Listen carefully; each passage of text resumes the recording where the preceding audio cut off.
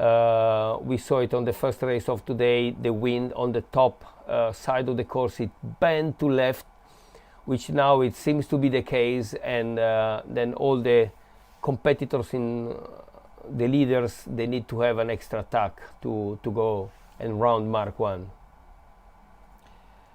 They will all have to put that tack in though, and Ratotti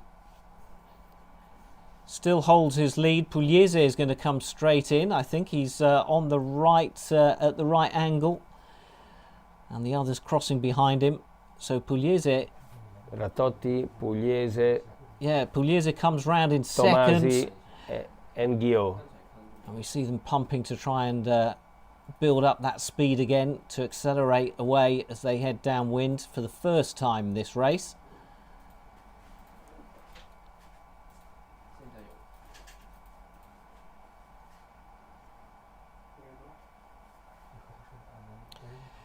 So they head over.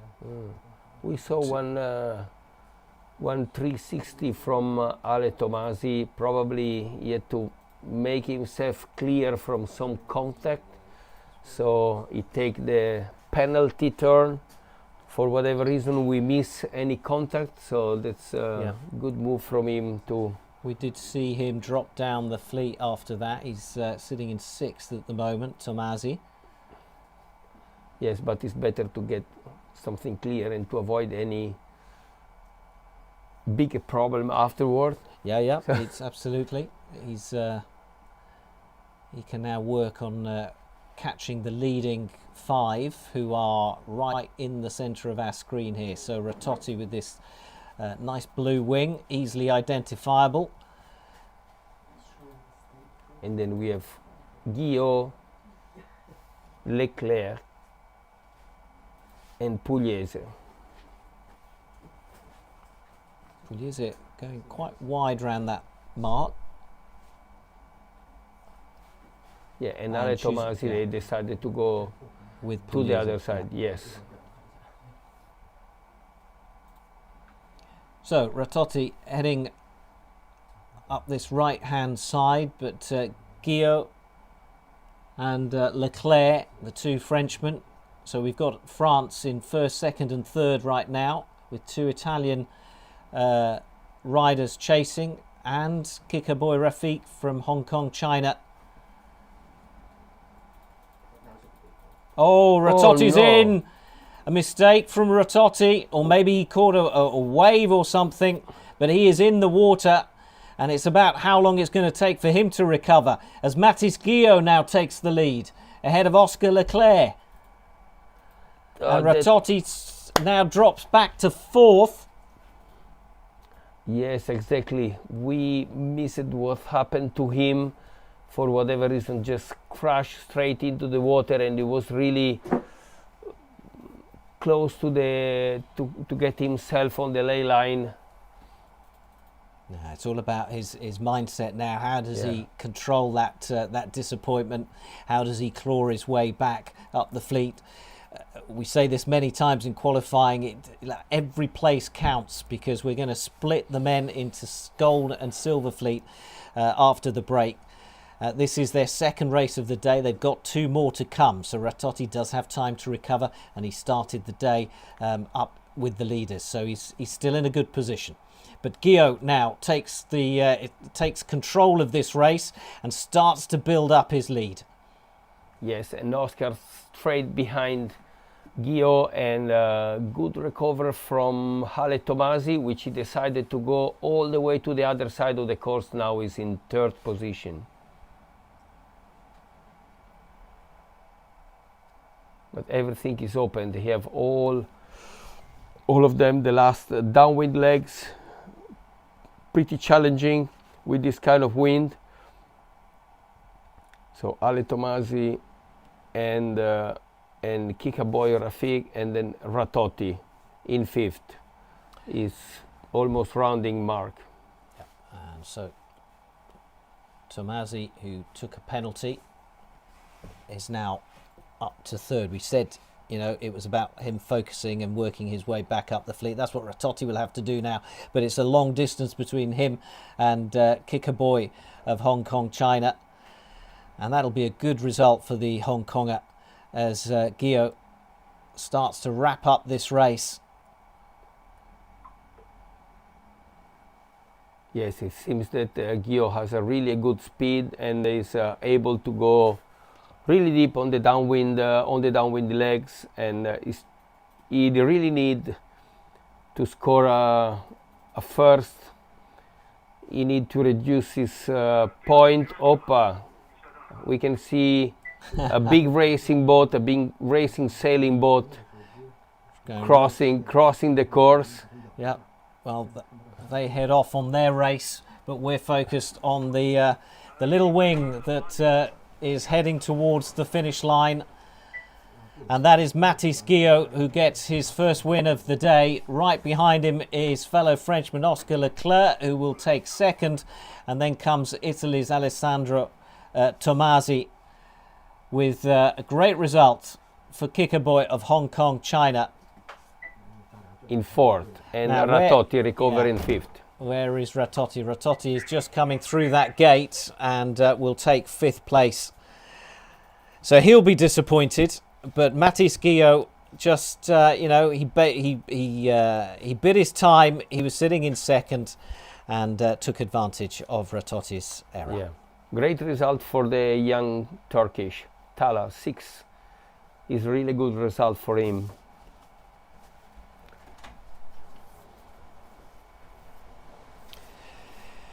So that's the men's Blue Fleet complete. That's their second race of the day. We're waiting for the women to get underway, and we'll come back with that shortly.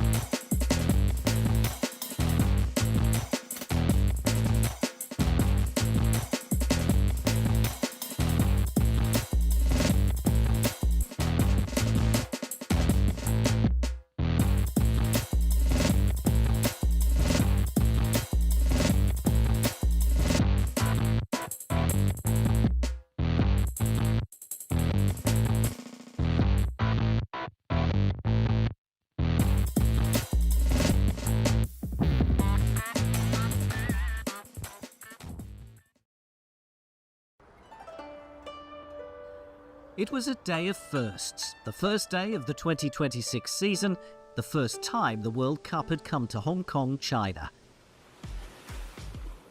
41 men from 10 countries, 13 women from 7 had an early start off Stanley Main Beach to take advantage of the 13-knot breeze. Four-time champion Mathis Guillot is back to defend his title, and the Frenchman starts the year once again as the man to catch. Italy's Maddalena Spanu also carries a target on her back as last year's champion. There were great conditions outside the bay for the 4 long-distance races. The men, on a 3 nautical mile course, were hitting finishing times of around 12 minutes. Victories were shared. Oscar Leclerc of France took the first race. Poland's Kamil Manowiecki celebrated his birthday by winning the second race and finished the day top of the leaderboard. Alessandro Tomasi was one of 2 Italians to grab a win. The other one, Francesco Capuzzo, overcame a poor start to the event to win the 4th race by a good margin from France's Julien Ratotti. At one point, at the middle of the downwind, I looked around me, right, left, there was no one. So did I miss a buoy? But I said, no, impossible. This time it's not possible. And then once I was approaching the downwind mark, I had quite a good lead with Ratotti was second at the end.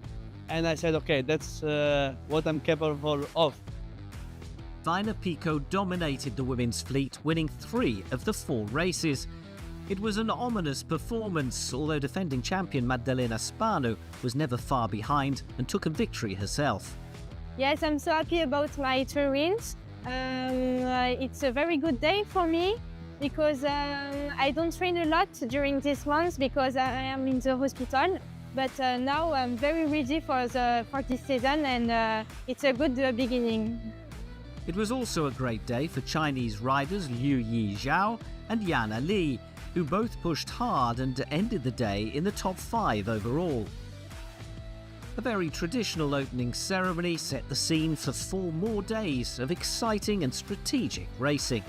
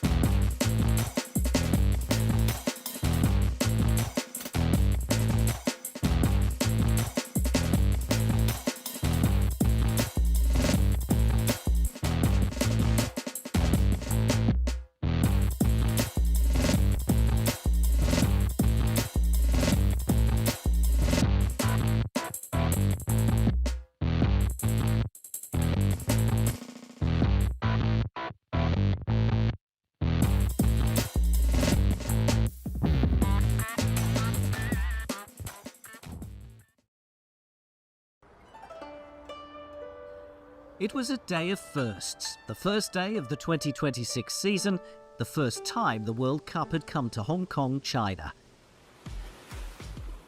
41 men from 10 countries, 13 women from 7 had an early start off Stanley Main Beach to take advantage of the 13-knot breeze.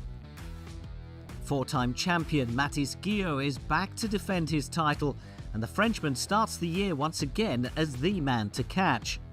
Italy's Maddalena Spano also carries a target on her back as last year's champion. There were great conditions outside the bay for the 4 long-distance races. The men, on a 3 nautical mile course, were hitting finishing times of around 12 minutes. Victories were shared. Oscar Leclerc of France took the first race. Poland's Kamil Mazowiecki celebrated his birthday by winning the second race and finished the day top of the leaderboard. Alessandro Tomasi was one of 2 Italians to grab a win. The other one, Francesco Capuzzo, overcame a poor start to the event to win the 4th race by a good margin from France's Julien Ratotti. At one point, at the middle of the downwind, I looked around me, right, left, there was no one. So did I miss a buoy? But I said, no, impossible. This time it's not possible. And then once I was approaching the downwind mark, I had quite a good lead with Ratotti, was second at the end. And I said, okay, that's what I'm capable of. Vina Pico dominated the women's fleet, winning 3 of the 4 races. It was an ominous performance, although defending champion Maddalena Spano was never far behind and took a victory herself. Yes, I'm so happy about my 2 wins. It's a very good day for me because I don't train a lot during this month because I am in the hospital. But now I'm very ready for this season, and it's a good beginning. It was also a great day for Chinese riders Liu Yi Zhao and Yana Li, who both pushed hard and ended the day in the top 5 overall. A very traditional opening ceremony set the scene for 4 more days of exciting and strategic racing.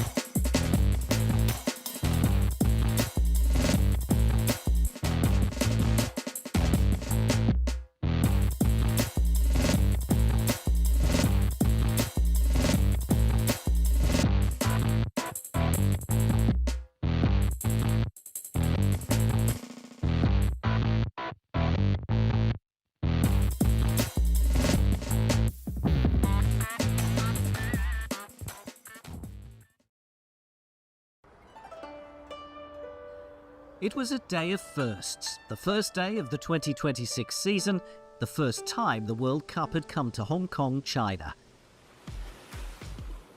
41 men from 10 countries, 13 women from 7 had an early start off Stanley Main Beach to take advantage of the 13-knot breeze.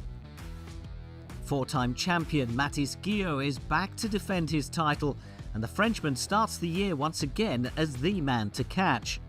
Italy's Maddalena Spanu also carries a target on her back as last year's champion. There were great conditions outside the bay for the 4 long-distance races. The men, on a 3 nautical mile course, were hitting finishing times of around 12 minutes. Victories were shared. Oscar Leclerc of France took the first race. Poland's Kamil Manowiecki celebrated his birthday by winning the second race and finished the day top of the leaderboard. Alessandro Tomasi was one of 2 Italians to grab a win. The other one, Francesco Capuzzo, overcame a poor start to the event to win the 4th race by a good margin from France's Julien Ratotti. At one point, at middle of the downwind, I look around me, right, left, there was no one. Say, did I miss a buoy? But I say, no, impossible. This time it's not possible. And then once I was approaching the downwind mark, I had quite a good lead with Ratotti, was second at the end. And I said, okay, that's what I'm capable of. Vina Pico dominated the women's fleet, winning 3 of the 4 races. It was an ominous performance, although defending champion Maddalena Spanu was never far behind and took a victory herself. Yes, I'm so happy about my 2 wins.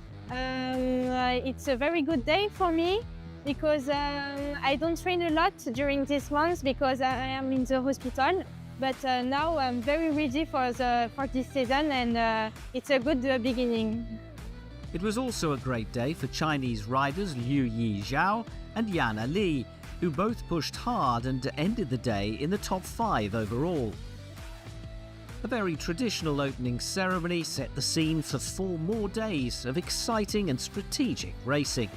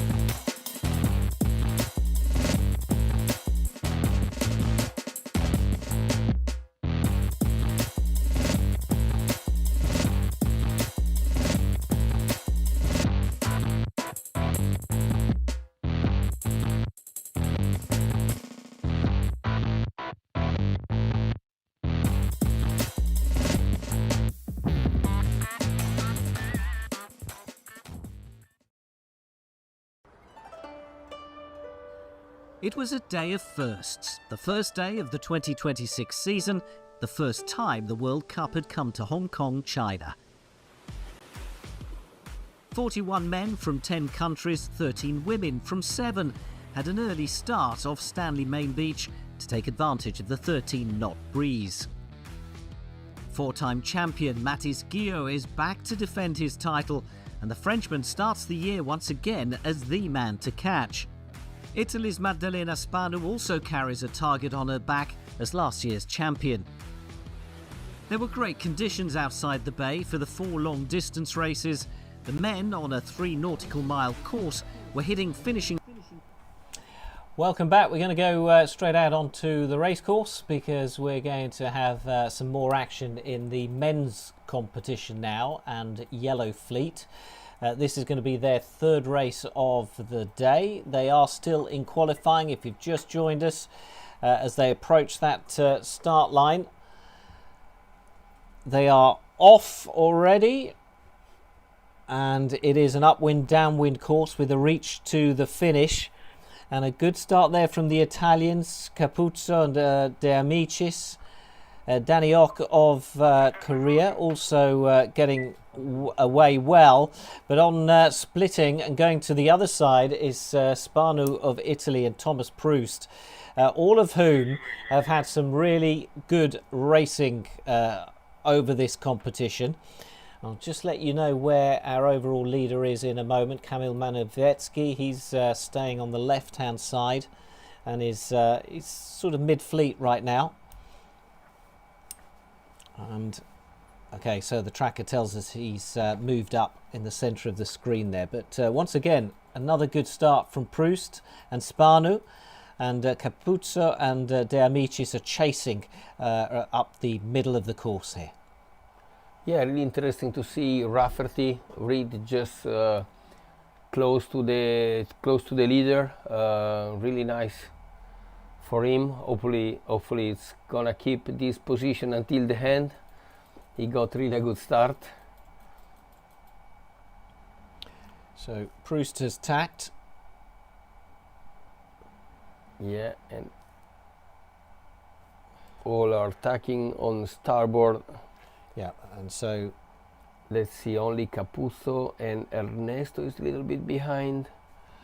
Well, so Camille had a well, he chose a different course from a lot of the others, a lot of the leaders, but it's paid off because he's out in front again. He's won 2 races already. Is this going to be his 3rd? Proust chased him all round the course in the previous race. Will he do the same again? Proust with on the right hand side of the leading pair with the red wing. Manowetsky on the left with the white. Obviously pump a lot to get more upwind space to round the mark with more speed. But they are really close, and Spanu and Capuzzo again, and Chao Sehei from Hong Kong, China in 5th, and Ernesto De Amici straight behind. Rafferty is coming now. The only Briton competing here at this World Cup Hong Kong competition. But right now it's a bit of a replay of the previous race that we saw in Yellowfleet with the usual top 4-5 competing for that leading position, but it's really close, difficult one to call. Yeah, because we can see how they spread this time on the downwind legs. We have Nicolas Pano that he decided to go to the left.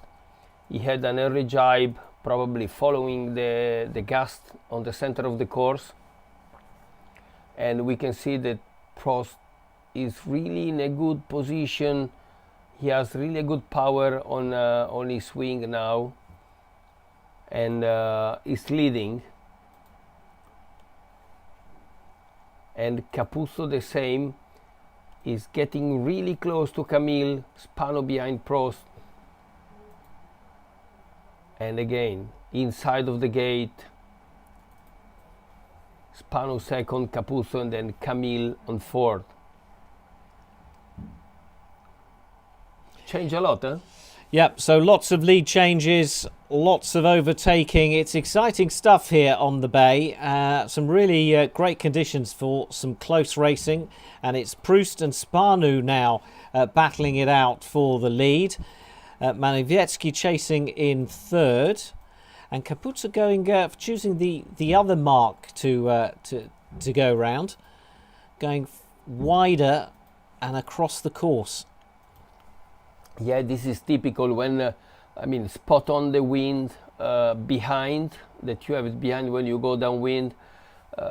It's not easier, and then also we understand that on the wind today is between 9-10, sometimes there is a gust to 14 knots, so when you have a really good gust, a good power in the wing, you can gain quite a lot. Obviously it's difficult to get it. Yeah, I think the breeze is well, it's not as strong as we were expecting when they headed out onto the water this morning. We were expecting 4 or 5 knots more. But there are our leading pair, Proust and Spanu, chasing. Capuzzo and Camille on 4.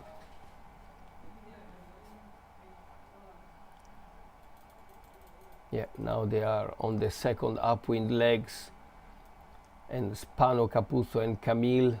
It's gonna be really interesting because Camille is chasing Capuzzo a lot, but Capuzzo is not an easy competitor to be close by, and I think that Camille knows he doesn't want to get too close to Francesco because he's really fit. He can pump a lot to avoid anyone overtaking him. So Proust goes around in the lead, ahead of the tail ender there. And then in comes Niccolò Spanu of Italy ahead of his compatriot Capuzzo. And now we get to see the gap between Capuzzo and Camille. And I think there's breathing space there. So could this be the race that Proust manages to hold on and win? Really important now. We saw that on the downwind you can win or lose a lot of space just by a wrong jibe on the wrong side of the course. So it's going to be really important to see how they manage the first couple of jibe on the downwind. Well, we saw Ratotti in a similar comfortable position in an earlier race, crash off the foil and lose that position. So Proust now has to play it cool, hold on to that leading place. And the 19-year-old has been pushing and pushing the leaders throughout the competition, but now it's his turn to turn towards the finish line. And it is going to be Thomas Proust from La Rochelle in France who crosses the line to take Yellow Fleet's third race of the day. And he celebrates with a jump as right behind him is Niccolò Spanu. Oh, yeah, confirmed. Spanu and Capuzzo. So there was no change there in those closing stages of the race. So Capuzzo third and Manovetsky in fourth. Obviously, we'll wait for official confirmation, but that looks likely. And some of the local riders competing. It's kind of a competition within a competition amongst themselves. It's a great experience for them to be here and to be competing against some of the best in the world. It's a really great race. Is it me? I mean, it's difficult to see, obviously, from a drone shot on high. But do you think the water's calming a little bit? So I thought it was a bit choppier earlier on in the morning. Yeah, it was more wavy. Except we never see the. We saw good swell, I must say, probably by the raining because it's pretty cloud, really low cloud system, and there is some raining far away. We see sometimes there is a moment where the waves are increasing, but now it seems you're right. It seems that slow down the waves and also the wind, because at the beginning it was more close to 15, 16 knots, but now is a couple of knots less. So we are on procedure for men blue, race number 7. We're going to try and stick with this one. Yes. And let's see how long it will take to the start.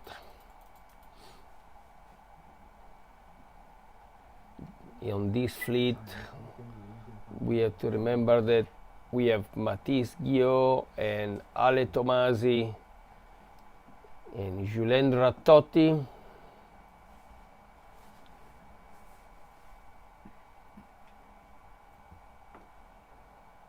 And here they start. Race number 7 of Blue Fleet is underway, and a good start from Mathis Guillot. Ratotti in the last race we saw led for much of it, but then was reeled in and had some problems, splashed down, and Guillot took that victory.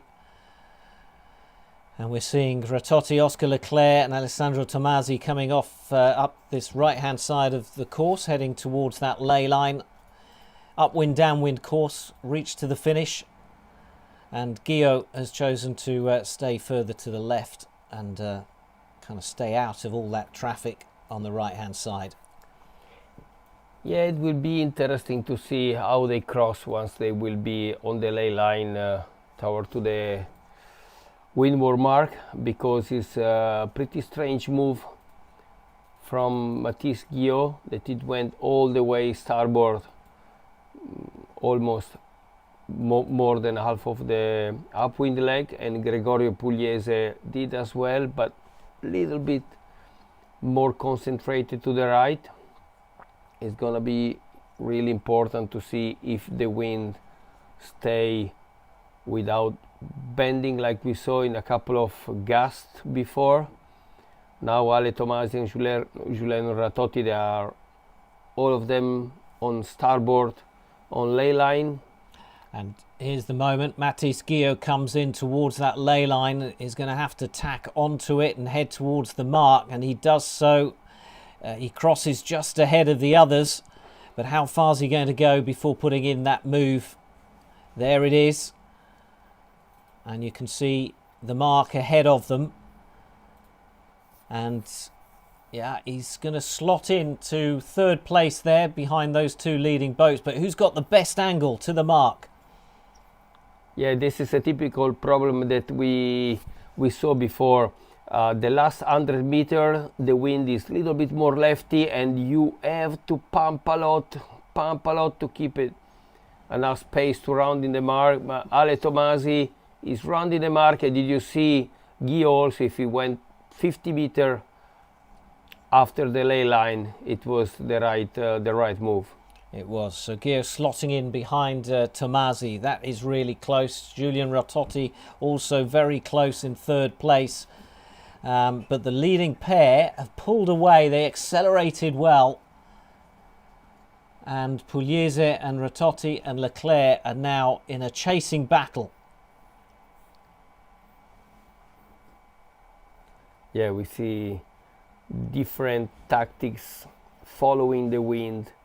Sometimes it's better on the right, sometimes it's better on the left, sometimes it's better on the center. It's really important to have an overview of the wind behind when you are on the downwind legs. But Ale Tomasi, it seems to go really fast, 25, 24, 25 knots, 2 knots faster than Mathis Guillot.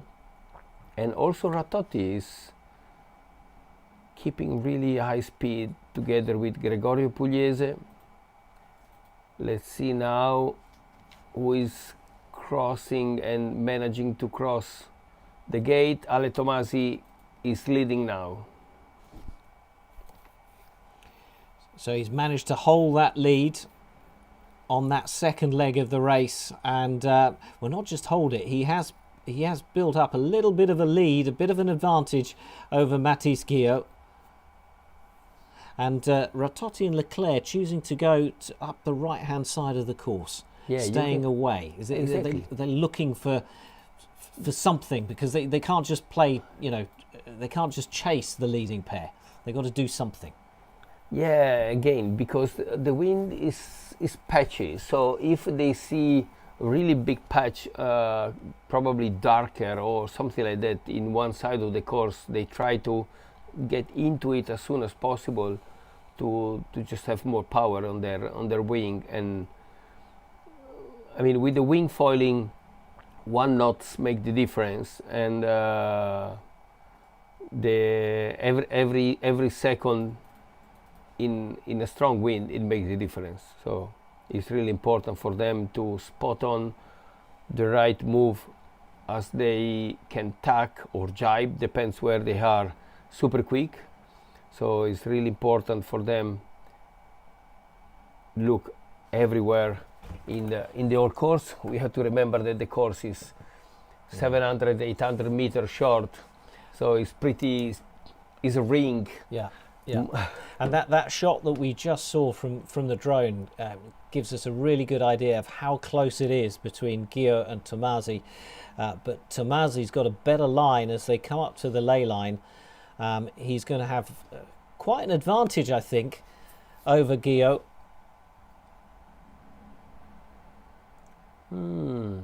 I don't know.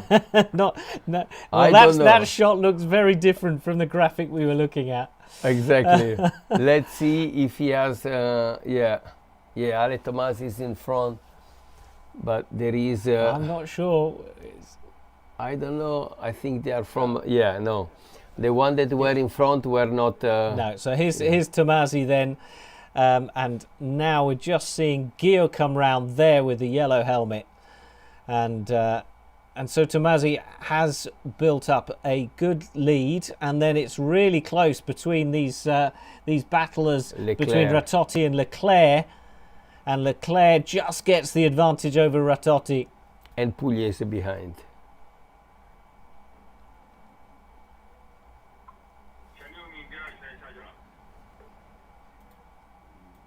Yeah, Julien Ratotti need to have a move, not stay behind Oscar. This is why he jibed to the other side to stay clear. Ale Tomasi is extending the lead. Extending the lead, it's down to the bottom gate. There's not much of this race left for Gio to try and close the gap.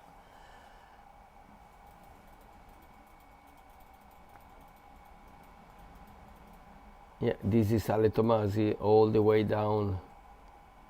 So down to that bottom gate, and then a right turn to the finish, and that final downwind leg has pretty much sealed the race for Alessandro Tomasi. It was close between him and Mathis Gio, but that final downwind has given him enough of an advantage to definitely seal this race.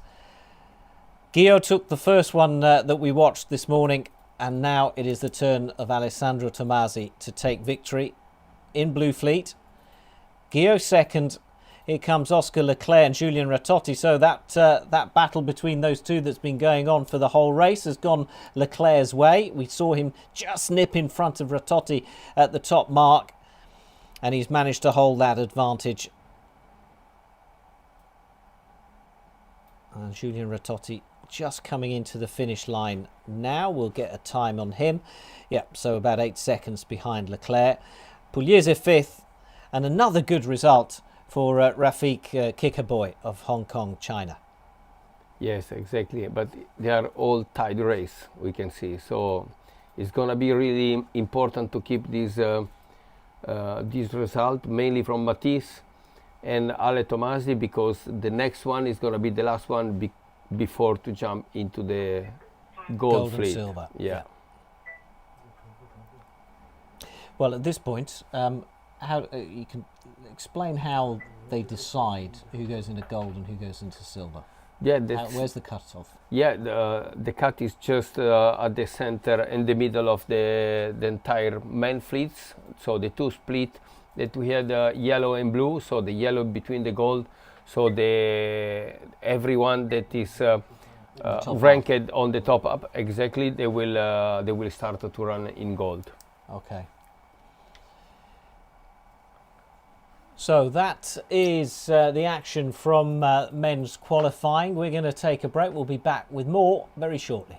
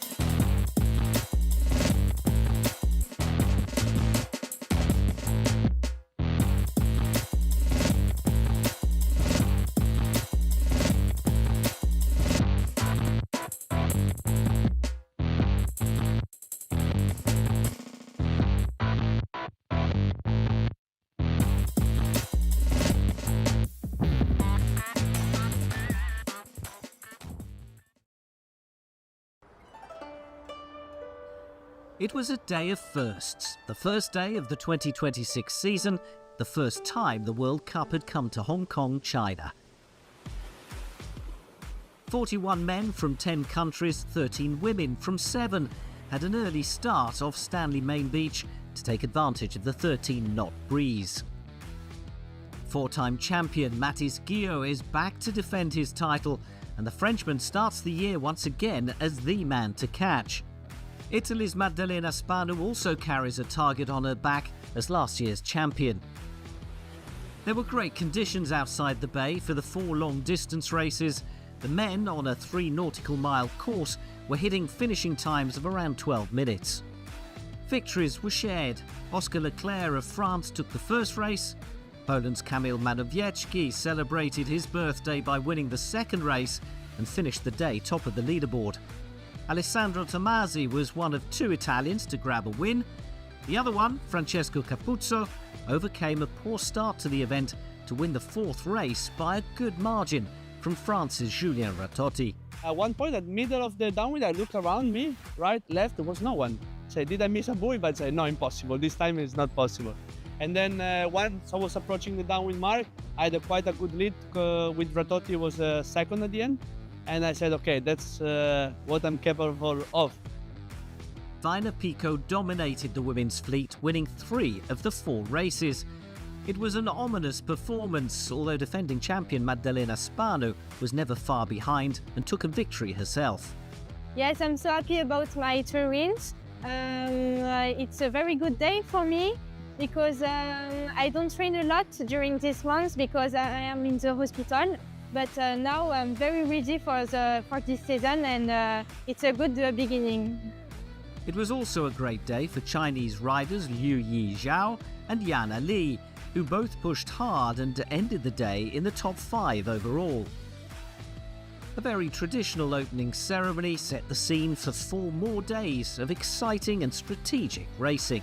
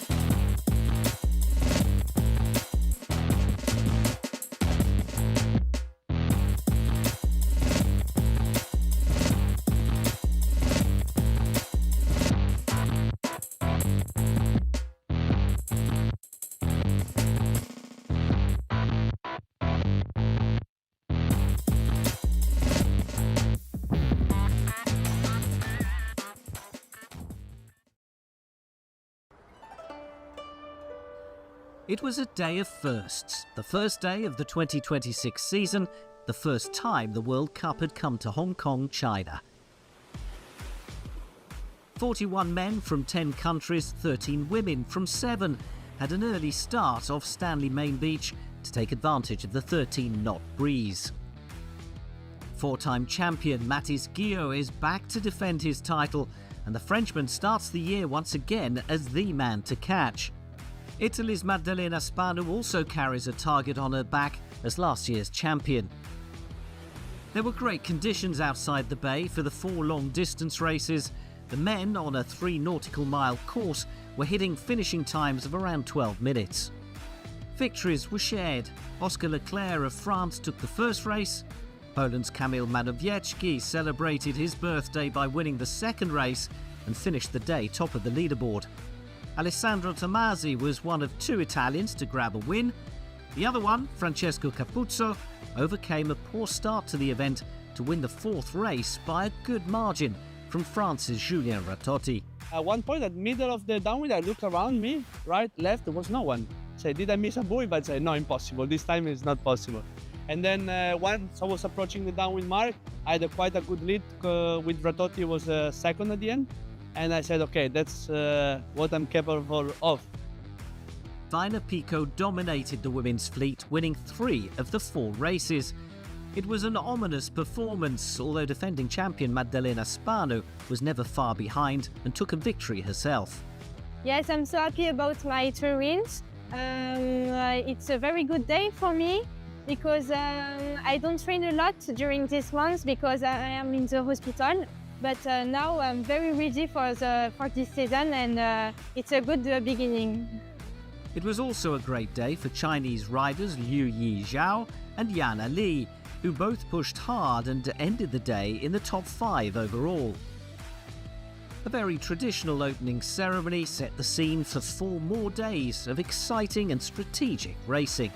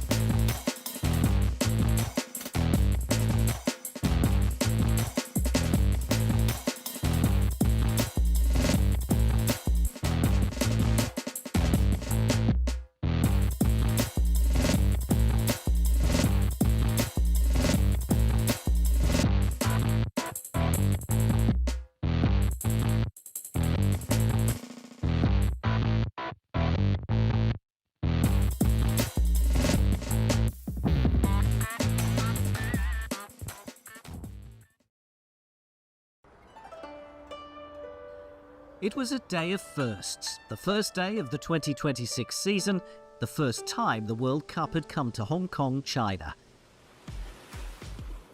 41 men from 10 countries, 13 women from 7 had an early start off Stanley Main Beach to take advantage of the 13-knot breeze. 4-time champion Mathis Guillot is back to defend his title, and the Frenchman starts the year once again as the man to catch. Italy's Maddalena Spano also carries a target on her back as last year's champion. There were great conditions outside the bay for the 4 long-distance races. The men, on a 3 nautical mile course, were hitting finishing times of around 12 minutes. Victories were shared. Oscar Leclerc of France took the first race. Poland's Kamil Manowiecki celebrated his birthday by winning the second race and finished the day top of the leaderboard. Alessandro Tomasi was one of 2 Italians to grab a win. The other one, Francesco Capuzzo, overcame a poor start to the event to win the 4th race by a good margin from France's Julien Ratotti. At one point, at middle of the downwind, I look around me, right, left, there was no one. Say, did I miss a buoy? But say, no, impossible. This time it's not possible. And then once I was approaching the downwind mark, I had quite a good lead with Ratotti was second at the end. And I said, okay, that's what I'm capable of. Vina Pico dominated the women's fleet, winning 3 of the 4 races. It was an ominous performance, although defending champion Maddalena Spano was never far behind and took a victory herself. Yes, I'm so happy about my 3 wins. It's a very good day for me because I don't train a lot during these months because I am in the hospital. But now I'm very ready for this season and it's a good beginning. It was also a great day for Chinese riders Liu Yi Zhao and Yana Li, who both pushed hard and ended the day in the top 5 overall. A very traditional opening ceremony set the scene for 4 more days of exciting and strategic racing.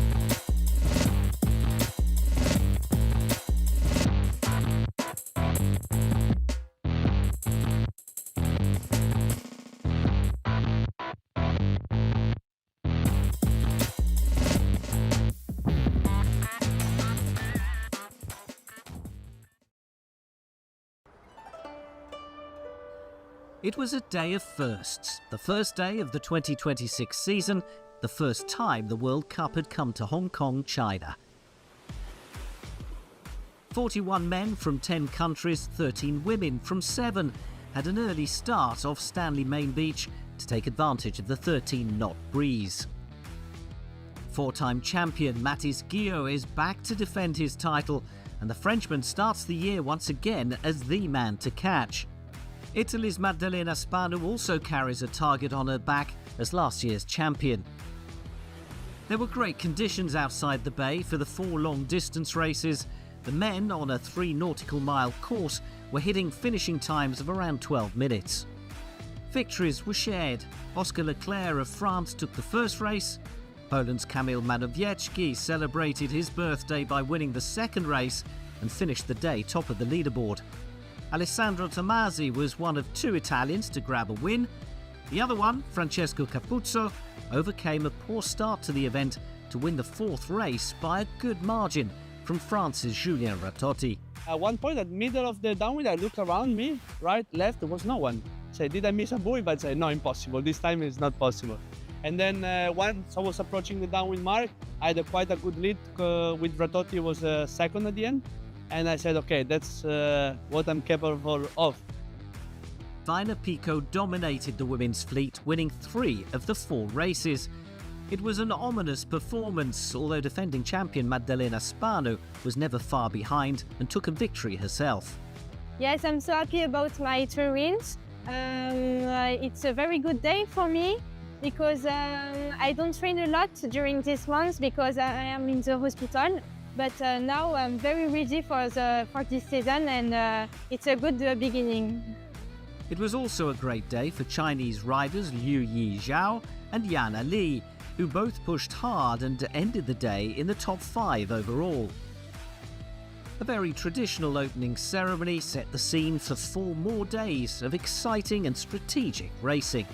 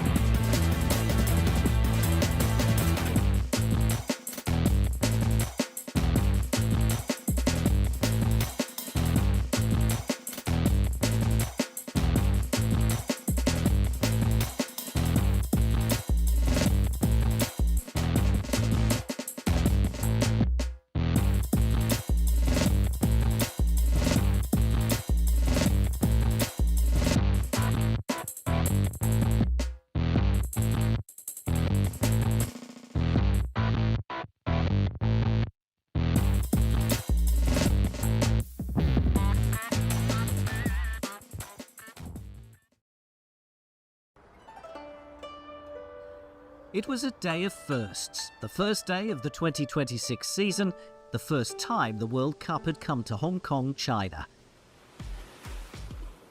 41 men from 10 countries, 13 women from 7 had an early start off Stanley Main Beach to take advantage of the 13-knot breeze. Four-time champion Mathis Guillot is back to defend his title, and the Frenchman starts the year once again as the man to catch. Italy's Maddalena Spanu also carries a target on her back as last year's champion. There were great conditions outside the bay for the 4 long-distance races. The men, on a 3 nautical mile course, were hitting finishing times of around 12 minutes. Victories were shared. Oscar Leclerc of France took the first race. Poland's Kamil Mazowiecki celebrated his birthday by winning the second race and finished the day top of the leaderboard. Alessandro Tomasi was one of 2 Italians to grab a win. The other one, Francesco Capuzzo, overcame a poor start to the event to win the 4th race by a good margin from France's Julien Ratotti. At one point, at middle of the downwind, I look around me, right, left, there was no one. Say, did I miss a buoy? But I say, no, impossible. This time it's not possible. And then once I was approaching the downwind mark, I had quite a good lead with Ratotti was second at the end. And I said, okay, that's what I'm capable of. Vina Pico dominated the women's fleet, winning 3 of the 4 races. It was an ominous performance, although defending champion Maddalena Spanu was never far behind and took a victory herself. Yes, I'm so happy about my 2 wins. It's a very good day for me because I don't train a lot during this month because I am in the hospital. But now I'm very ready for this season, and it's a good beginning. It was also a great day for Chinese riders Liu Yi Zhao and Yana Li, who both pushed hard and ended the day in the top 5 overall. A very traditional opening ceremony set the scene for 4 more days of exciting and strategic racing.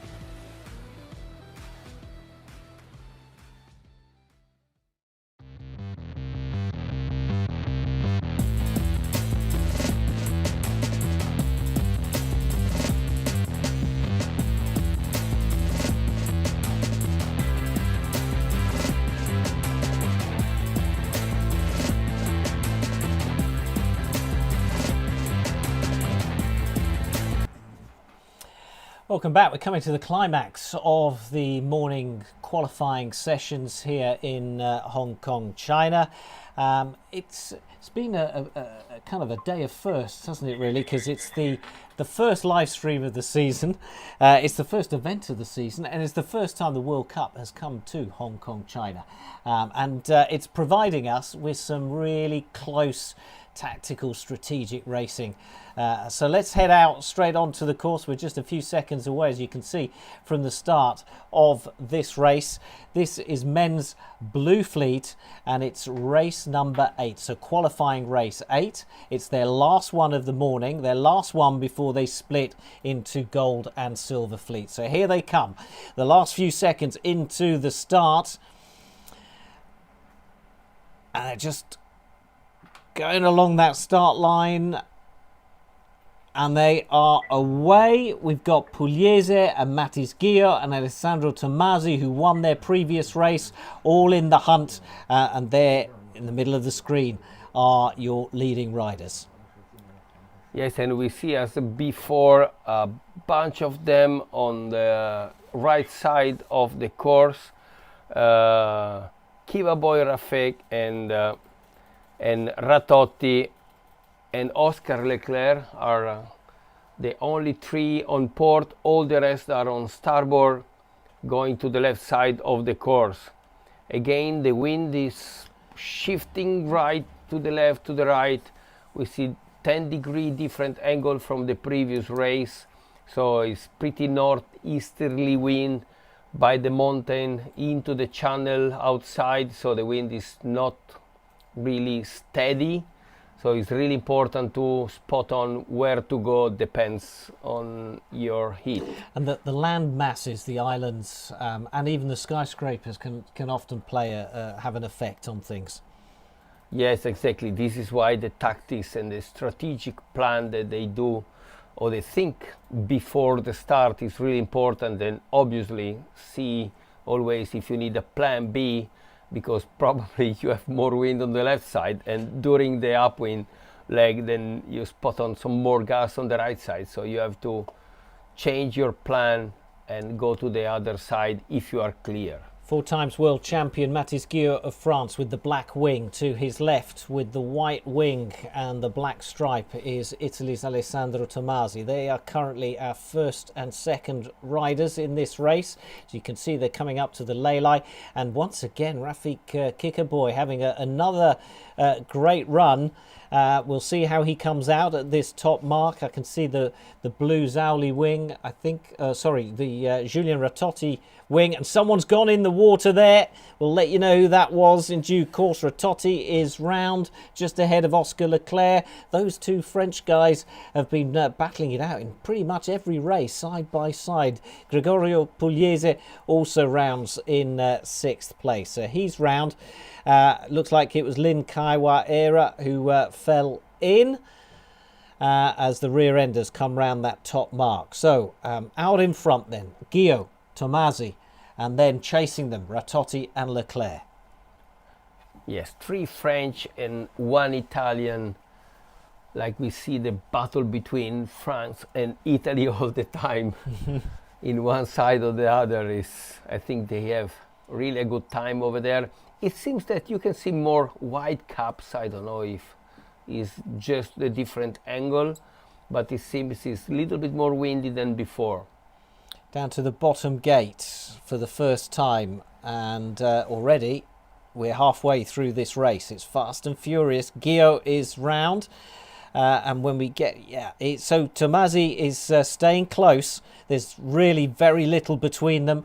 Ratotti has the advantage over Leclerc at that bottom gate, and Kickaboy comes round as well in 5th. Oh, someone's in, and that is Guillot. We just caught a glimpse of Mathis Guillot.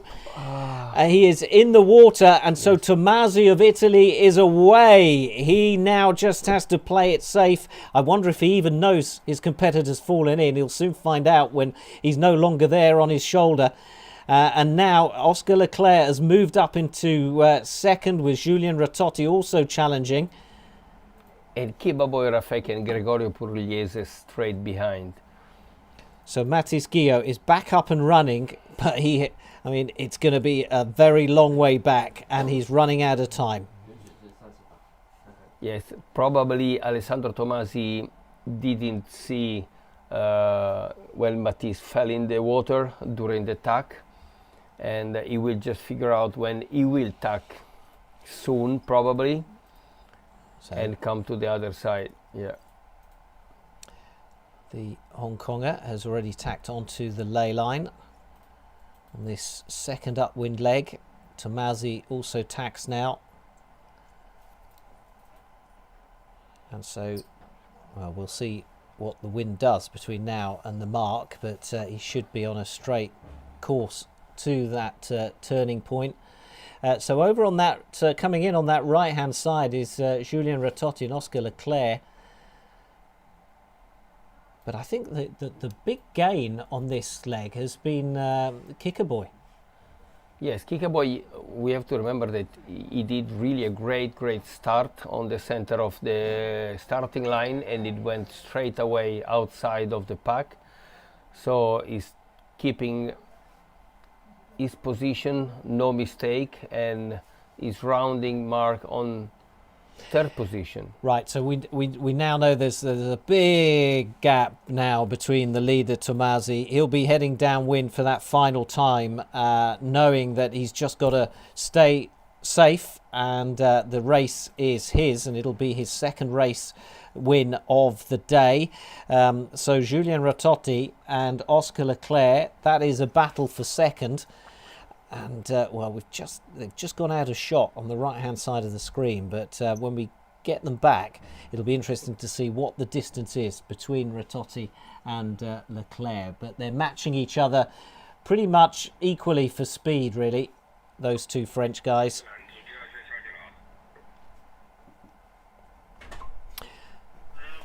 Yes, Ale Tomasi did the last jibe and is already hitting inside of the gate.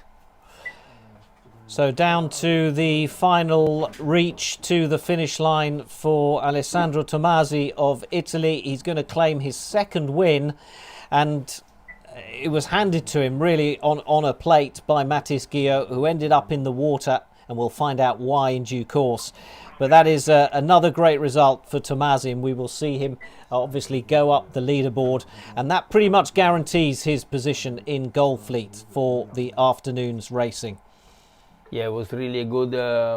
Oh, so look, in the end, on that final downwind, Oscar Leclerc overtook Julien Ratotti, who is now just crossing the line in third, a good 6 seconds behind Leclerc. And another good result for Rafi Kikaboy of Hong Kong, China.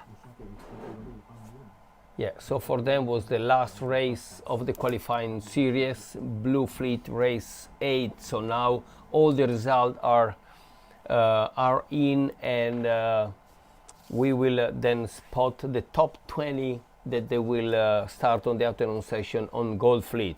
That's right, the top 20, when they combine yellow and blue fleet scores, the top 20 will go through to Gold Fleet.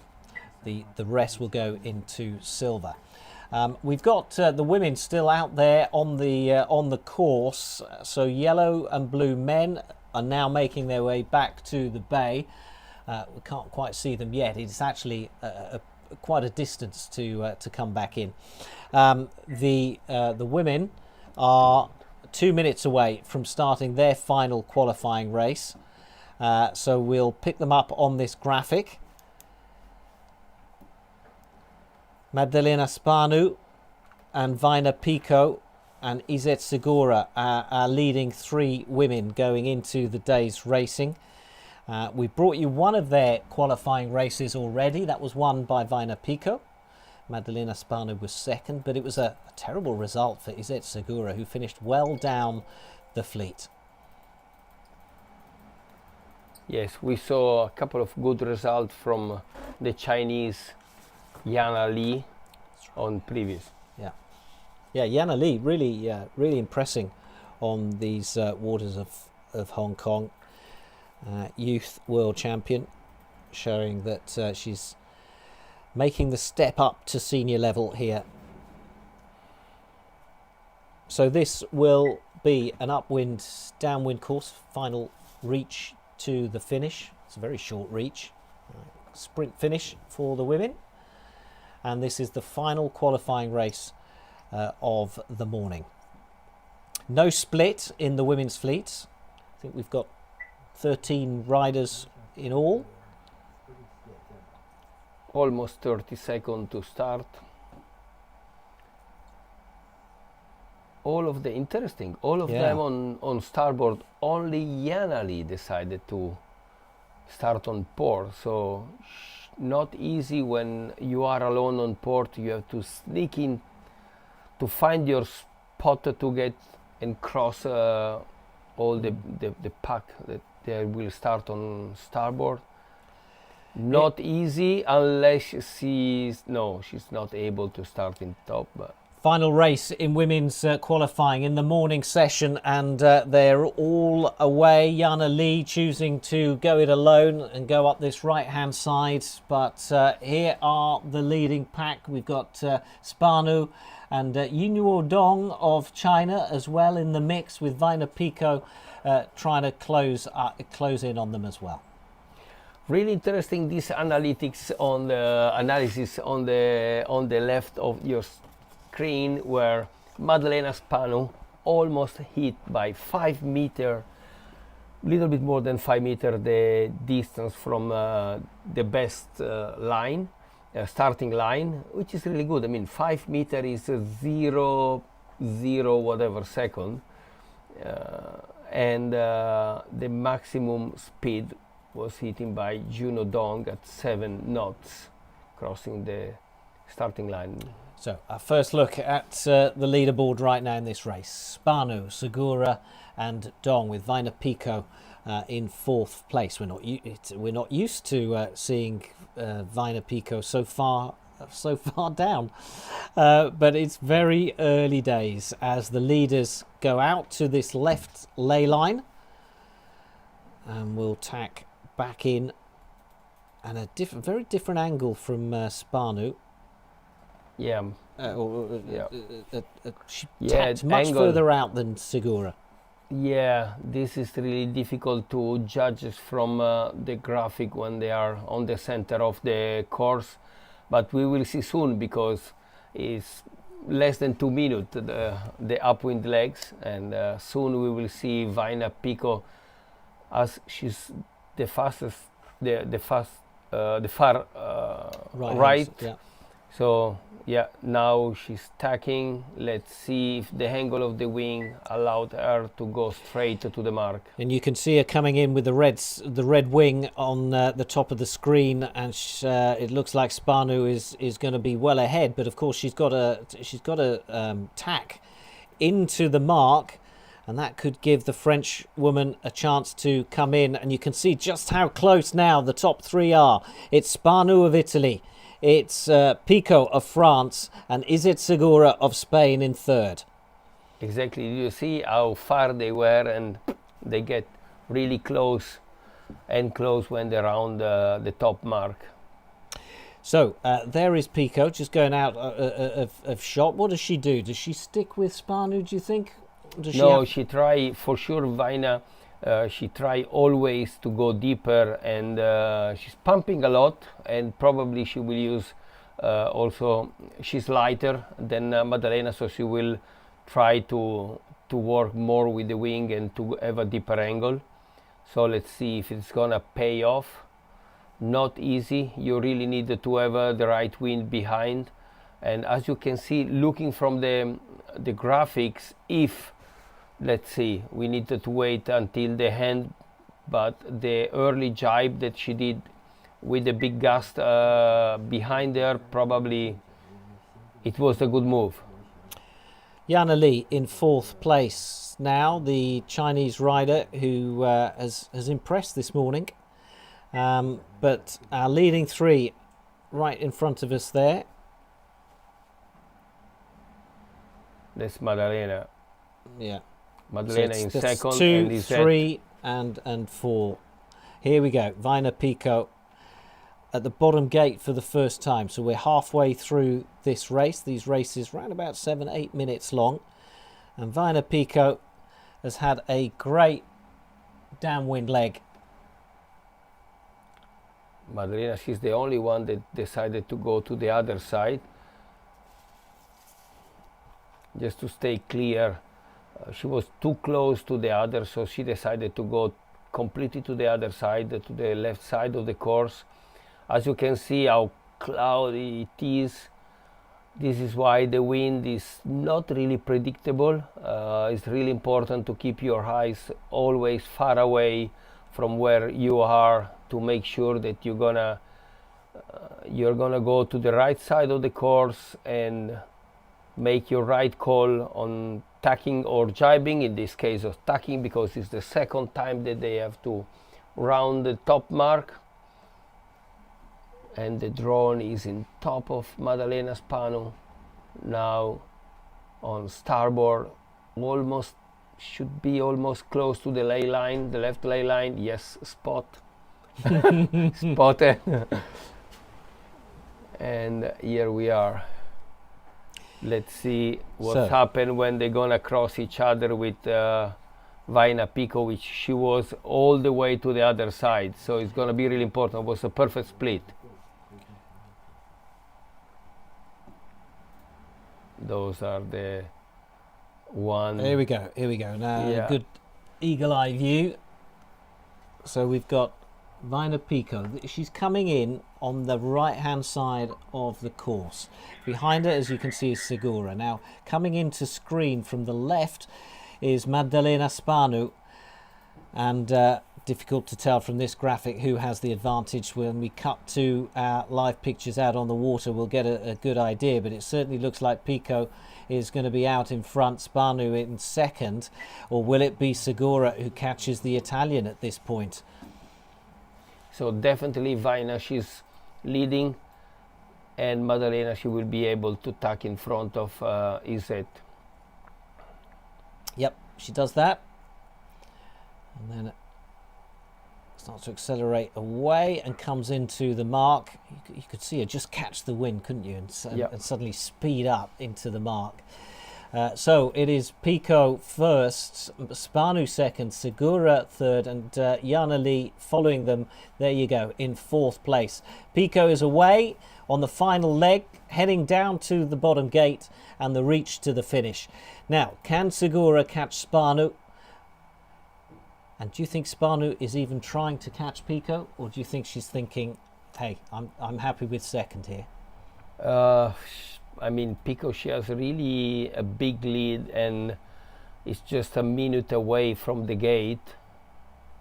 Pico has been in terrific form at this first event. I mean, considering she was sick enough to be in hospital with shingles a few weeks ago, and now she's back and she's in excellent form, as Spanu will avoid the crash in front of her. Yeah, it seems that she's going just... It looks a little bit, I don't know, a little bit slower maybe. Yeah, that's the angle, isn't it? Again, difficult to judge, but Vaina, she's just at the last rounding gate and then heading to the finish line. So Vaina Pico, another really strong performance from her on this women's race. Once out in front, she grew that lead and has led for much of the race now. So Vaina Pico gets yet another victory in qualifying, and Maddalena Spanu of Italy will follow her in second place. And look at Jana Lee, and I don't know what's happened to Izzet Segura, but Jana Lee has moved up into third place. The young 16-year-old is really showing her mettle here with the seniors. And Izzet Segura... behind her. Well, we can't see her on that screen. Here she comes now. She's just coming in fifth, so Probably, we'll have to ask her in the break what happened there. But probably a misjudged jibe over the last leg. That's recalibrated. So Segura fourth, and Liu Yi Zhao in fifth. So really, two riders to talk about today in the women's as they go for their break. Vaina Pico, terrific performances, and Jana Lee really showing, and both of them, by the way, 16 years old. Exactly. And then how they improve. It's true that this is the first race of the year, but that means that they will increase even more, and it seems that they spend a lot of time during the winter to train themselves, to finalize the equipment, and it's not easy, because we have to remember that Maddalena, she was leading really a lot. I mean, good speed, strong all 2025 the previous year, and having those two 16 years old chasing her is quite impressive. It is. It is. All right, so qualifying has finished for the morning session. The men's fleet will now be divided into gold and silver, and the gold fleet will be competing this afternoon for a place in the medal series, which will take place tomorrow, Sunday. The women will have their break, and then they will return out and continue their qualifying session. So that's it for about an hour and a half or so. We'll keep you posted on when we're coming back. But for now, from Mirko and I, it's bye-bye. It was a day of firsts. The first day of the 2026 season, the first time the World Cup had come to Hong Kong, China. 41 men from 10 countries, 13 women from 7 had an early start off Stanley Main Beach to take advantage of the 13-knot breeze. Four-time champion Mathis Guillot is back to defend his title, and the Frenchman starts the year once again as the man to catch.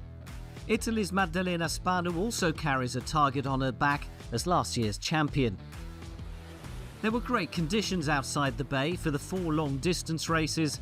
The men, on a 3 nautical mile course, were hitting finishing times of around 12 minutes. Victories were shared. Oscar Leclerc of France took the first race. Poland's Kamil Mazowiecki celebrated his birthday by winning the second race and finished the day top of the leaderboard. Alessandro Tomasi was one of 2 Italians to grab a win. The other one, Francesco Capuzzo, overcame a poor start to the event to win the 4th race by a good margin from France's Julien Ratotti. At one point, at middle of the downwind, I look around me, right, left, there was no one. Say, did I miss a buoy? But I say, no, impossible. This time it's not possible.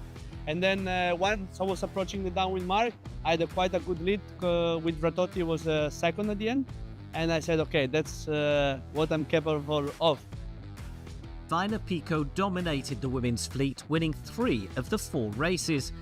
It was an ominous performance, although defending champion Maddalena Spano was never far behind and took a victory herself. Yes, I'm so happy about my 2 wins. It's a very good day for me because I don't train a lot during this month because I am in the hospital. But now I'm very ready for this season and it's a good beginning.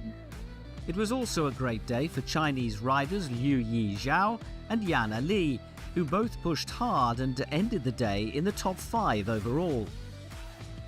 A very traditional opening ceremony set the scene for 4 more days of exciting and strategic racing.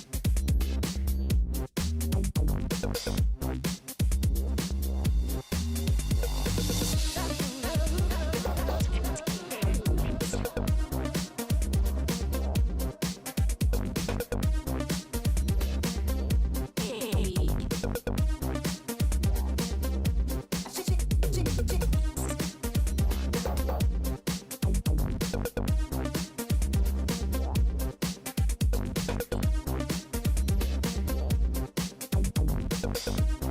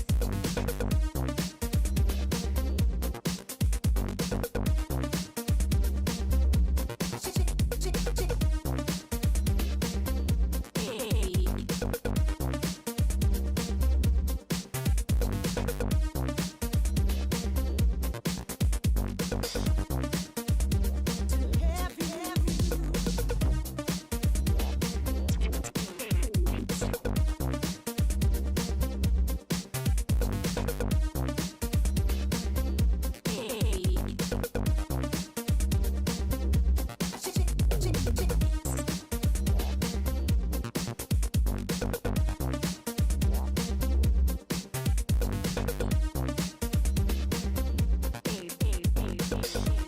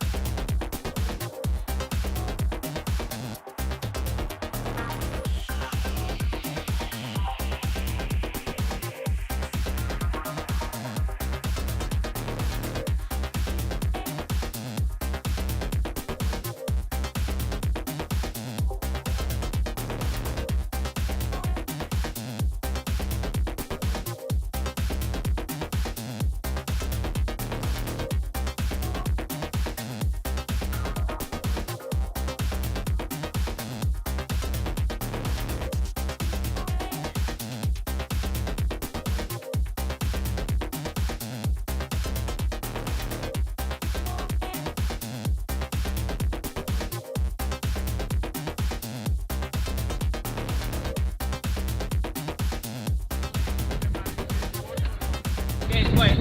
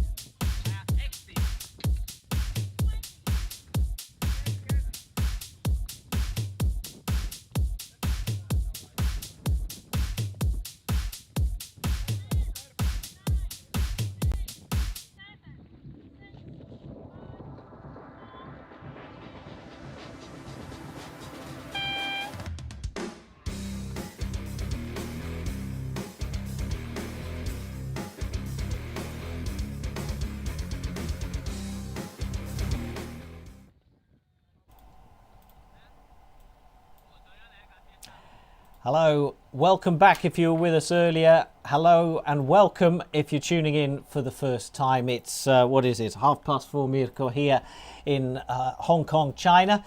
That's 8:30 UTC, 9:30 CET in Europe, so you're very welcome.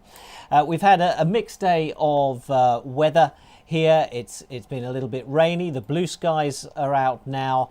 Well, a few patches anyway. Yeah, not really blue. Mirko Babini, IWSA president, joins me in the commentary box. So we completed qualifying this morning, and we are now have split the men's fleet into gold and silver, with gold fleet looking to try and make it into the medal race, and the women are racing as well today. So in under a minute, we're going to start the first gold fleet race here on the waters of Tai Tam Bay off Stanley Main Beach in Hong Kong, China.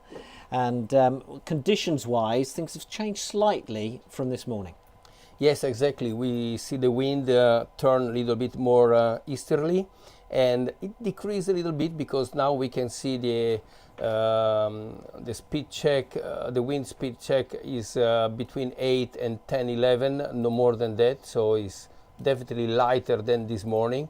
Let's see the current, how it play. And we saw this morning that it was not always good on the right or the left. It was challenging. Here we go. So the first race for Gold Fleet. Alessandro Tomasi is the man to catch. He's out in front on the leaderboard. Kamil Maniowiecki of Poland is second. Thomas Proust of France is in third place overall, followed by Oscar Leclerc, his French teammate, in fourth. We'll run through the rest of the leaderboard as this race unfolds. And it looks like the majority prefer this right-hand side, which did pay this morning. Yeah, most of the time was right to go to the right side. Only the few final races of the morning session, it was sometime also okay on the left side. We saw just Ale Tomasi all the way to the other side. Like, if you can check, is also the one that still believe that the left side is not that bad because it's far to the left side of the course. But again, the wind is really patchy compared this morning, little bit light wind, so it's really important to be clear, not staying together to the other and pump a lot. You can see how they pitch with the board. Yep, so it's an LG2 course this afternoon, so it's upwind, downwind with a short reach to the finish. And at the moment, Oscar Leclerc and Julien Ratotti are out in front ahead of an Italian trio, Pugliese, Spanu and De Amicis are out there chasing. And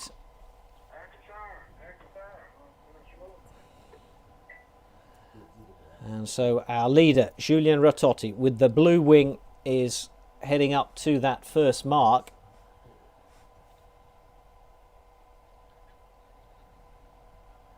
And we saw Ratotti lead earlier on in the day.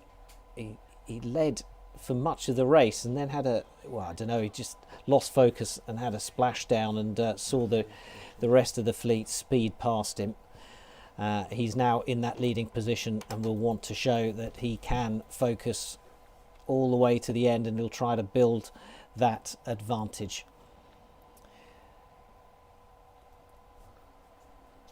Yeah, we see now Capuzzo and Nicolo Spano coming from the other side of the course. Reed Rafferty just turned the mark.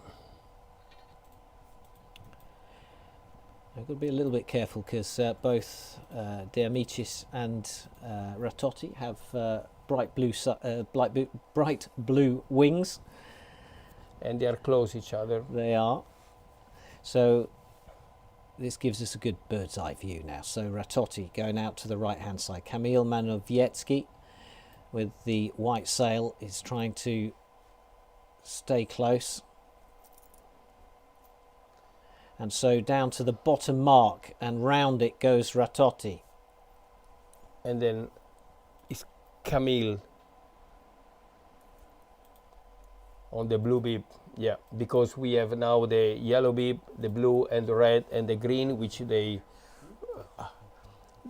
color bib help us to really understand who is who. That's it. So if you see a yellow bib, that's our overall leader, Alessandro Tomasi. But this is our race leader at the moment, Ratotti, as the rear of the fleet still try and get round that bottom mark. Wow, he's looking pretty steady out there. Yeah, but you see the waves, the sea state is not super flat, so they have to play and pumping when there is this swell going upwind. But it seems that it's going really well. And it's interesting, isn't it? Because it's 10 knots of breeze, so lighter than this morning. Inside the bay where we're sitting right now, there's barely any breeze, and we saw the race officials help the riders out to get to the race course earlier on. And so this is the battle then going on for second and third place between Manowiecki, Tomasi and Guillot. Matis Guillot, who goes into the race 7th overall.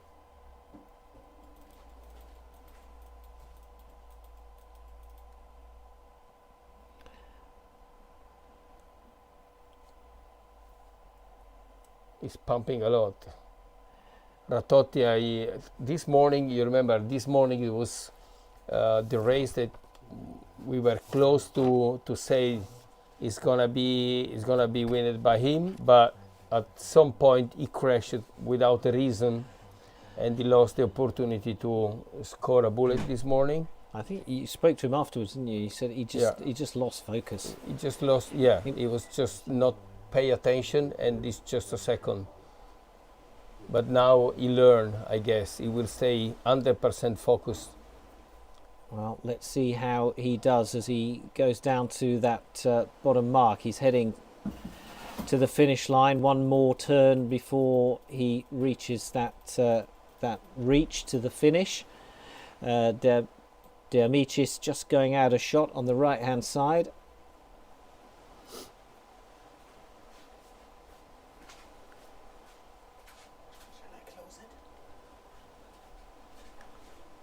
There is a mark rounding straight to the finish for Julien Ratotti. So an excellent race from Julien Ratotti of France. Does all his training in Marseille. Some of his training buddies are behind him today, and he's been on good form. He's enjoying himself here on the waters off Hong Kong, and he has led pretty much from start to finish in this first Gold Fleet race. So Julien Ratotti takes the win. And second is going to be Oscar Leclerc. No, Oscar Leclerc and then Ale Tomasi. And Alessandro Tomasi in third, with Matis Guillot, Nicolo Spanu and Kamil Manuvetsky, who's we're used to seeing him at the front at the end of races here. He's well back in the top 10. But this is what we are looking the race when they start. Patchy, tactical, not an easy race course, and if you are not starting pretty well, then it can be a problem. Now we are on the starting sequence for the woman on race 9. We can see the green flag. That means that the procedure are for the woman fleet, race number 9. Yeah, so time to just run through their leaderboard at the moment, with France's Vaina Pico out in front. She's got a 5-point advantage over Italy's Maddalena Spanu, the defending world champion. In third place, Iset Segura of Spain. She's 7 points off second place and 12 points from the leader. Yana Li, the 16-year-old from China, she's had a terrific day with 3 podium finishes and a 4th. She's currently sitting in 4th place. So they're the names to watch. 25 seconds to go. And the wind's dropping now, isn't it, near the start line? Yeah, but we still have 7 to 10, 8 to 10 knots. Again, is as far as there is often gust to 10 knots or more than 10 knots is fine. So the 9th race of the women's fleet is now underway, and some of the riders still trying to get back behind the start line as the leaders head off side by side up the middle of the course to the left. Exactly. Maddalena and I think it might be Vaina. And Vaina, yeah. Yeah. No, Vaina is on the right side. So it was the same. Setian Yu and Jinudong, they have the same color sail. There is some problem with Maddalena and Iset. They still under the starting line. Must be a contact between them. Was it them that were the wrong side of the start line to start with? Seems unlikely. No, that was probably it was a group of they got people caught up amongst themselves. Okay, yeah. So Segura and Spanu then. This is already the procedure for the blue fleet. Okay. Yeah, nothing bad for the girl that they are racing. So Vaina Picot and Liu Ji. Yu Yi Zhao, who currently sits 5th overall. I mean, for Vaina Picot, it's gonna be, let's say, it's not easy all the time, but without Iset and Maddalena, pushing. she will, pushing. Probably she will take more relax. It's really important for her to score. Good to see good to see that drone shot, because that gives us a better idea in many ways from the graphic of how close they are. And actually, the Chinese rider looked to me to be, yeah, look, that's within reaching distance. So she could reel her in from there. But Vina Pico is really riding a wave of confidence at the moment. She was new to the circuit last season, just 15 years old when she first competed, and we've seen a steady progression throughout last season. And now here she is bursting with energy and confidence and just excitement really for the season ahead. Yes, exactly. And I think that also racing now with wearing the yellow bib is also a boost as well, mostly for the young riders. It really helps, I guess, to wear the number 1. But look at that, in 8th place, Magdalena Spano. I don't think I've ever seen her that far down in the women's fleet. I'm not sure how much we can read out from those speeds, because I'm not sure they're quite accurate somehow. But our leading 3 are on the screen right now. And I think the it gap must be some problem over there because they are keep rounding the mark. So I had a chat with Vina over the break, over lunch, and she said that, you know, it's really shifty out there. It's really difficult. You could be riding along with someone side by side, and then they would either just take off and leave you behind, or vice versa. Suddenly they'd disappear because they'd lost the breeze. Yeah, we saw it from the drone this morning during the qualifying session. I mean, the wind is not an easy wind. We knew that. Okay, now she will go for the second upwind. So we're at the halfway stage of the race, and I can't see anyone at this point now catching Vina Pico. She just plays it safe. She should be okay. In fact, she's probably even got time for a quick splash. Don't. I mean, on foiling, the splash, it costs. It can be too costly, I must say. So it's better don't splash, because if you splash in the water, if you crash in the water where the wind probably is a little bit lower, and then there is more current, and then you can struggle to get back in foiling. That's not an easy situation. And when you are in marginal condition, the things that you have not to do is crash. Just keep foiling, just wider angle, play safe, and if it's really a bad condition, even jibe instead of tacking if you want to keep foiling, because everything is about to go fast and not to stop your speed. Pico showing good speed here as she increases her lead on Liu Yi Zhao. Chinese, 18 years old, trying to reel in a 16-year-old from France. We've got some masters competing as well. Tang Pui Kai of Hong Kong, 45 years old, currently sitting in 6th.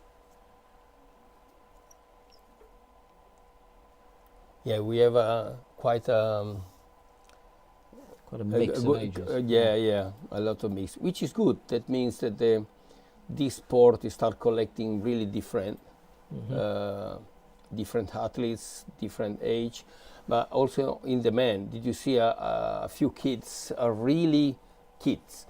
I mean, 10 years old, super small, and always smiling. And some of the youngest have made the trip from Singapore with their coach, and they just see it as a massive training opportunity. You know, putting up kids. I think the youngest was 9 that I met from Singapore. You know, up challenging with world champions, European champions, Asian champions. They're all here, and to pit yourself against those standards. That's That's how you learn.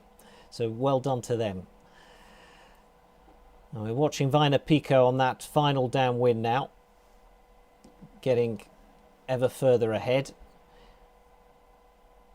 And the distance between the two Chinese riders staying pretty constant.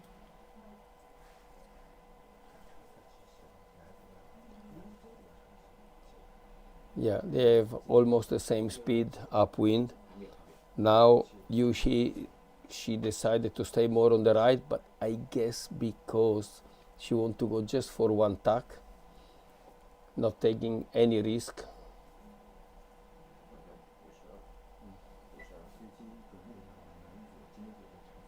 One jibe, I would say. Yeah, and look at Izet Segura of Spain. No, I think they crashed and they didn't get the chance to start in time. So probably, as you know, they have a lot of discard. They decided do not lose energy and drop one race instead of collecting a 5 or a 6 or a 7, which doesn't make a lot of sense for them. So Vina Pico heads towards the finish line. It's just the final few meters. This is going to be her 4th victory of the day. Her worst result so far is a 2nd. So she is on top form and enjoying herself. But hard work. Izet Segura, who is still trying to complete the course. She looked absolutely shattered during the lunch break between sessions. She said it was really tough out there, and I think part of the toughest part of it, in many ways, was getting back to shore as the wind dropped. Up and down. Yeah. Okay, we can see the yellow flag for gold race 10. So less than 3 minutes away. So just to confirm the results of that women's race, then Liu Yizhao was 2nd, Yunwo Dong was 3rd, those two Chinese. Then from Hong Kong, China, Zetian or Claire Tsai, and Yana Li, the 16-year-old from China, coming in 5th place. Exactly. So the focus now shifts to the men's goal fleet, their 2nd race of the afternoon. Ratotti got the first one. How's he going to do this time? I think they're steaming in to the start line.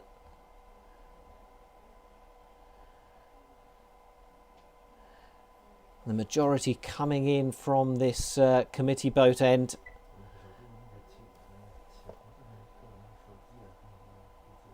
Matisse Guillot in the middle of the shot with the black wing. I can see Tomasi there just to his right.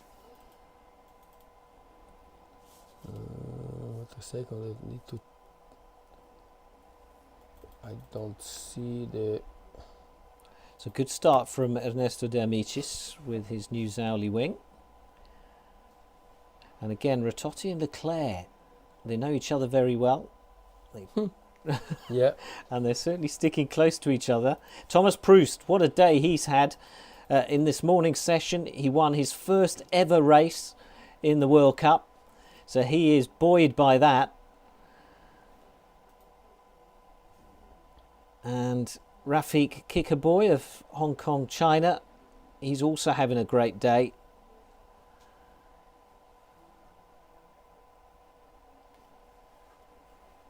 Yeah, those two. So our Ratotti. leading pair, Ratotti, who just tagged. tacks off to the left.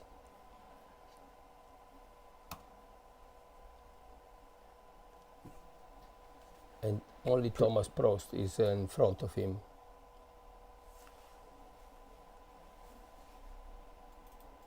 Camille, and look at the angle that they have, the one coming from the left side of the course. They will round the mark pretty close. All of them, they will be pretty close. The Italian Gregorio Pugliese and Matisse Guillot, they are close to the ley line. Thomas rounding the mark in 1st position, just in front of Julien Ratotti.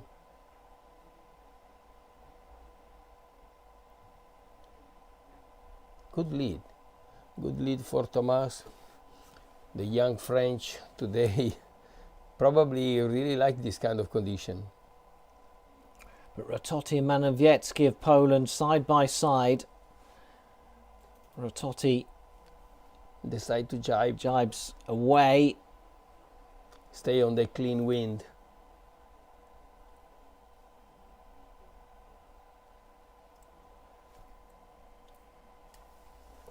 So Proust stays out in front.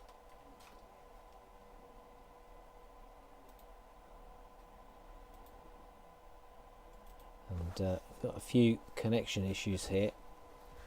So I think we've lost the trackers for a moment. Yeah.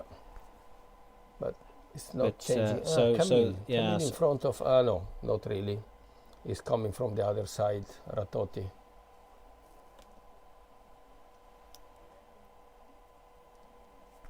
Yeah. Okay, so we've got Manowiecki moving into second place ahead of Ratotti. Bad rounding for Ratotti. Really wide. Okay, this is why he's deciding. It's a risky maneuver. Straight in front of Gio. And Tomasia, overall leader, struggling to stay with the leading pack. Can't actually... Yeah, there he is, next to Oscar Leclerc, who's dropped back, after that start. Yeah, must be some mistake because he lose a lot of space compared to Julien Ratotti. Must be some problem in attack or a maneuver during the upwind leg, because it was really close to Ratotti. Now he lose a lot of space. Well, Thomas Proust, a catamaran sailor, used to sail Nacra 17. Lost his partner. He decided the partner went off and decided to do other things. So, what to do next? Thought Proust, and in the end, saw some wing foiling and thought, well, let's give that a go. Absolutely loved it. Took to it. Joined the circuit in 2024 and has been working his way up the leaderboard ever since. Now 19. He's won his first race this morning of the World Cup. In fact, he got a second one after that. So this will be his third victory of the day. And he's extending his lead ahead of Manowiecki. And the pole has equally, I think, moved away, escaped Julien Ratotti. And now Ratotti has his compatriot, Mathis Gio, breathing down his neck.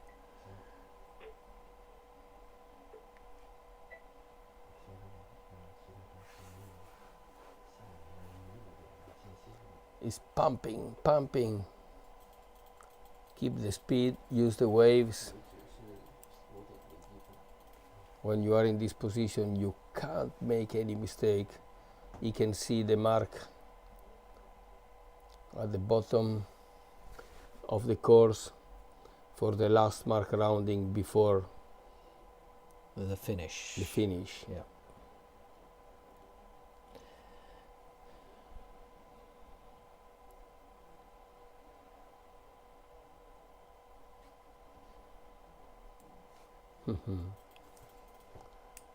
I think if nothing happened, last quick reach. So through the bottom gate for the last time, and then Proust heads towards the finish line.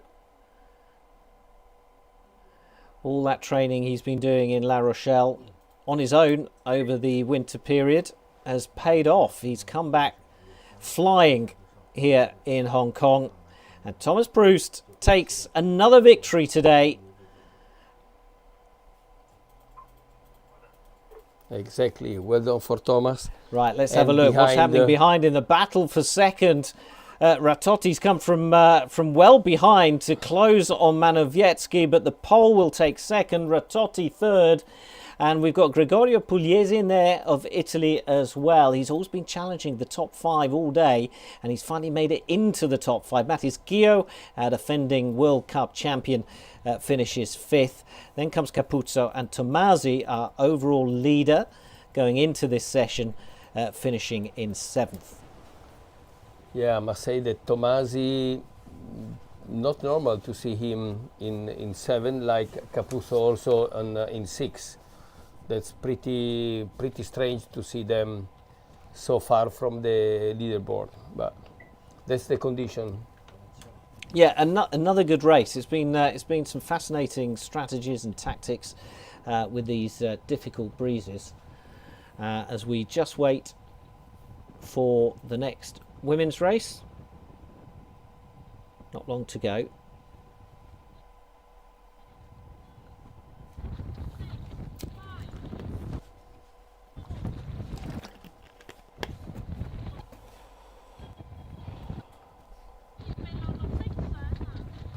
This is race 10 for the woman. Waiting for the update here on the tracking system.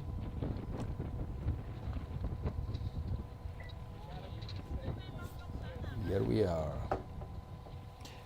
So race 10 of the women's competition. We have 12 competing here. Remember, the top 9, both in the men's goal fleet and in this women's fleet, the top 9 automatically go through to the medal series. Anyone outside the top 9 will have a chance to make it, though, as the first race tomorrow will be the golden ticket race for the 10th and final spot in the medal series.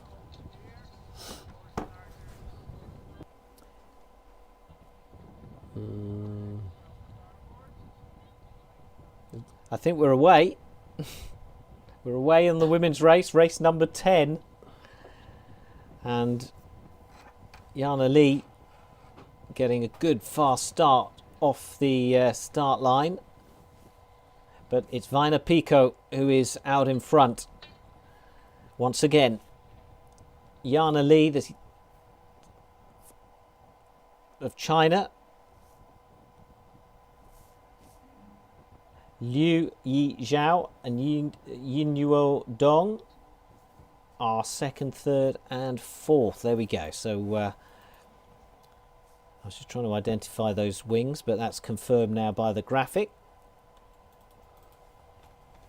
Yeah, strange again. So it's a repeat again, isn't it? it? Madalena and Tang Pui Kat, they are both close to the race committee and they were not able to cross the starting line.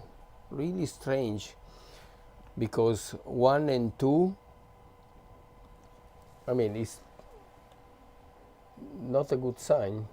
The Madalena, she must take care of it.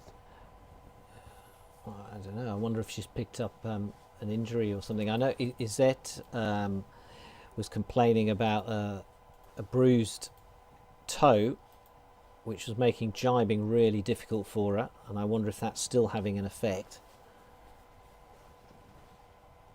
But now she's racing. She's not bad. I mean, she's looking all right, isn't she? Yeah, she looked all right, and also she did a super nice start. She was a little bit late, a couple of seconds late, but at least she's racing. But Madalena, she's just close to the race committee board, almost probably sitting in the board. But we didn't get any information, so it should be all fine for her, probably but some crash. Yeah, look at that lead already for Pico.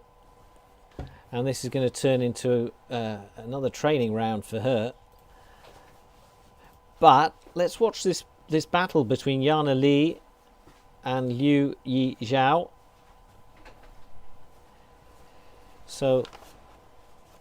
Jana Lee is our 16-year-old who was doing so well yesterday on day 1 and earlier on in the morning sessions. Yu Yi Zhao, 18 years old.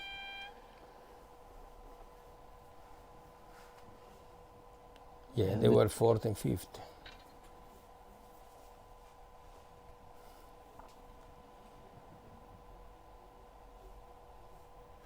Yeah, they are really close. They battle, and it's really good for them.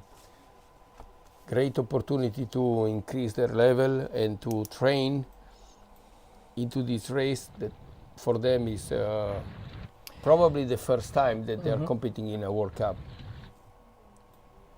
So Jana Lee was only about 8 points behind second place Maddalena Spanu. If her results continue like this and Spanu can't turn around whatever's wrong, then we will see them closing the gap on her. It'll make the medal series very interesting. Yep, this is why I was saying it's not nice for her to collect a couple of DNF or DNS. Yeah, just to play well, then she can't make any more mistake on the next 2 races. I'm sure the Spanu support team will be running into action this evening to sort out whatever the problem was. Her parents are here, and obviously her brother competing in Goldfleet at the moment.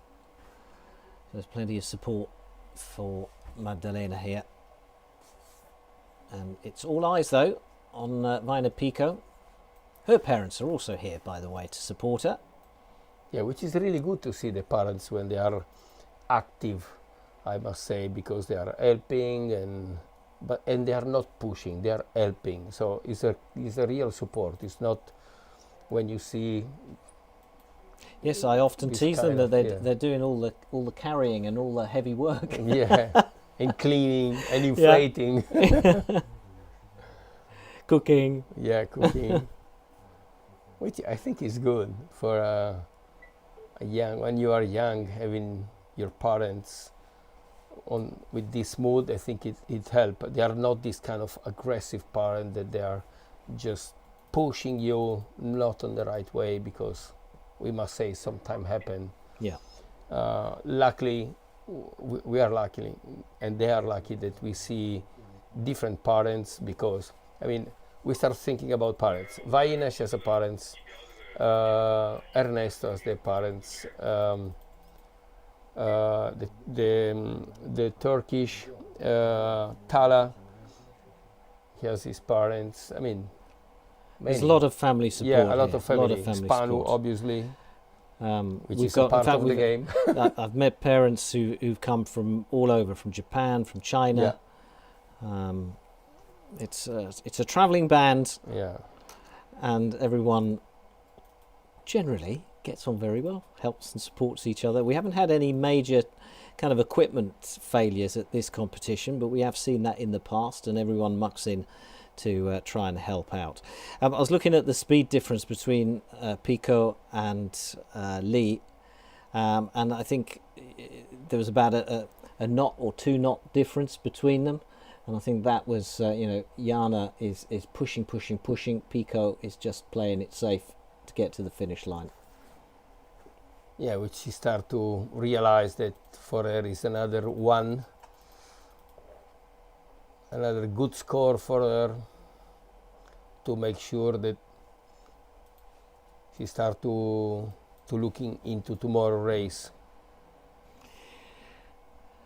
Exactly, and she'll want to limit her pumping and how much energy she uses unnecessarily, because she wants to save it all for that medal series. We have a change of format as well to the medal series for tomorrow. We've done away with the repechage, and then it's 5 that go through to the quarter-final, 5 to the semi-final, and then the 2 leading athletes at the end of qualifying, at the end of today, the 2 leading athletes will go into the Grand final. Grand final with a bullet each. Yeah. And then the winner of the semi-final, the first and the second from the semi-final, they will join them. Vaina Pico wins this second race of the women's fleet in the afternoon session. Jana Lee, another good result from her. So she will add a second place, which is in fact her best result of the day.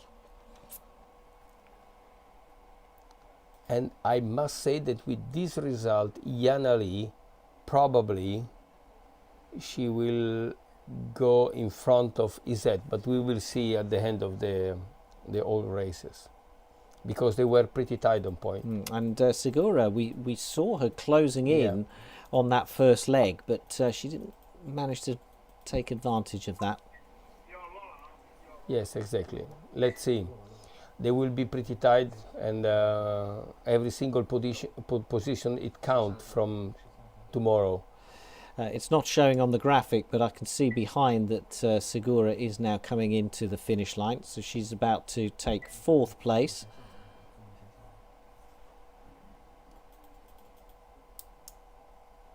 Here she is, ahead of Yinwo Dong.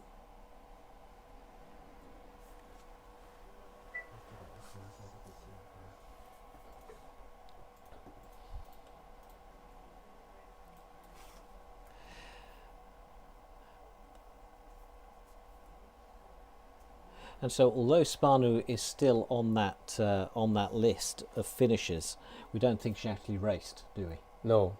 No. No, because you can see when you see 2.7 knots, that means that she wasn't able to go around the course. So it will be definitely a no score at the end.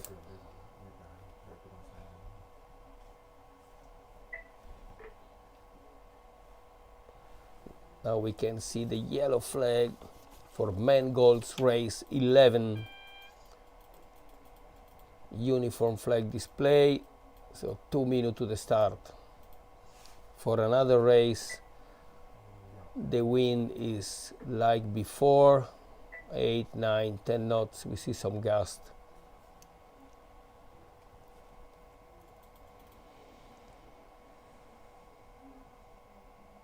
Race number 3 for men's gold fleet. They're lining up, trying to choose the side they want. Let's say race number 3 for gold fleet. It is, of course, the 11th qualification race, but the third race since we split the men into gold and silver fleet.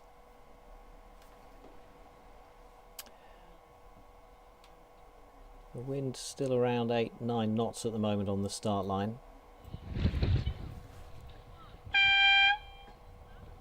Last minute. And so the countdown begins. And what's the tactic in wing foiling? You know, a minute to go, what are they doing? A minute to go, you have to have it clear in your mind in which side you want to go, because usually it takes 15 to 20 seconds to go to a point where you make the inversion, so you jibe and you have to go straight to the starting line, so to cross the starting line where exactly you thought before. So between the 3 and the 2 minutes you go back and forth and try to find which is the best spot where to cross in the starting line, and then on the last minute you try to put yourself in the position and you have to try to hit that spot at the 0. So we can see the majority of the fleet are on port, and this is gonna be always pretty difficult and challenging. There is a big space, and Prost and Ale Tomasi, Ratotti and Ernesto, Capuzzo all the way at the bottom on the right side, and the one on the center line with the PPC for sure is Kamil Maniewiewski. So let's say the top, and Mathis Guillot on all the way to the left with the black wing. So our leaders have stuck together in this leading bunch on the right hand side of the course. Yes, exactly. This time is the first time that all leader, just only Nicolo, he went to the left, and Gregorio, but the majority, they went all the way to the right side, starting on port, and try to get closer to this right side of the ley line. Let's see who make it right. So it's a French trio out in front, being chased down by Tomasi and Capuzzo. We've had lots of different winners today in the men's fleets, and in gold fleet so far, Ratotti won their first race and Proust won the second. Thomas Proust out in front right now on that ley line, heading towards the first mark already. Leclerc on his shoulder, so is Mathis Guillot. Yeah, really line up. It's gonna be really interesting to see how they're gonna deal rounding Mark, because it seemed that Matisse, being leeward, he will pump to get squeezed between the Mark and the ley line, but obviously the acceleration from Prost is more because it comes from the windward side, and it can accelerate rounding on and bearing away to the downwind. That blue wing is Ratotti. Ratotti, yeah, he's pushing his way up. Got good speed there. Pushing himself ahead of Leclerc again. We saw those two battling earlier. Leclerc in the end coming second behind Ratotti. De Amicis is also in that shot behind Ratotti. Yeah, it's really important what you see. They, like Ale Tomasi did, straight jibe few meter after the rounding mark. It went into the center of the course to stay clear and try to take the advantage of a clear wind, more wind, probably to have a better view on the path behind, and is gaining some meter. Is getting really close to Julien Ratotti. But Thomas Proust now stretching his lead. He's on fire, Thomas, huh? He is. He is. He's But get the confidence. It's confidence, and he's having fun as well. I've never seen him smile so much. He's beaming out there. You know, when he's getting ready in the morning, he's loving. He's looking forward to going out racing. It's good to see. It's good to see Ale Tomasi. Ale Tomasi is chasing him. I think he will tack. He will tack, because everyone tack. You can see bending to the left, so they start tacking straight to the other side, because the wind for sure is shifting more to the left. Tomasi got 3 wins under his belt in this morning session. Finished third in Gold Fleet's first race. Struggled a little bit in their last race.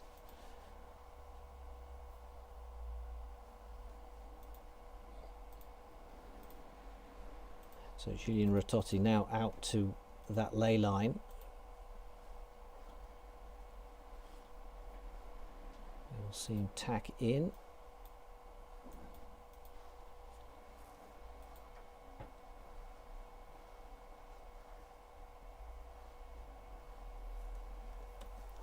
Yeah, he's getting closer. He's getting closer. Now they will. The Thomas is already on starboard. breeze a little bit stronger at this end of the course. Okay, also Francesco Capuzzo just overtake Oscar Leclerc on this upwind. Be interesting to chat to Oscar later to find out what's going on, whether he's feeling the equipment's a little bit slow or his setup is wrong, because we've seen him get himself into good positions only to lose that and drop down. But now we're with our leader, Thomas Proust.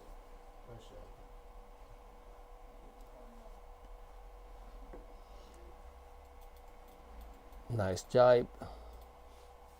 Pumps away to accelerate, get back up to speed.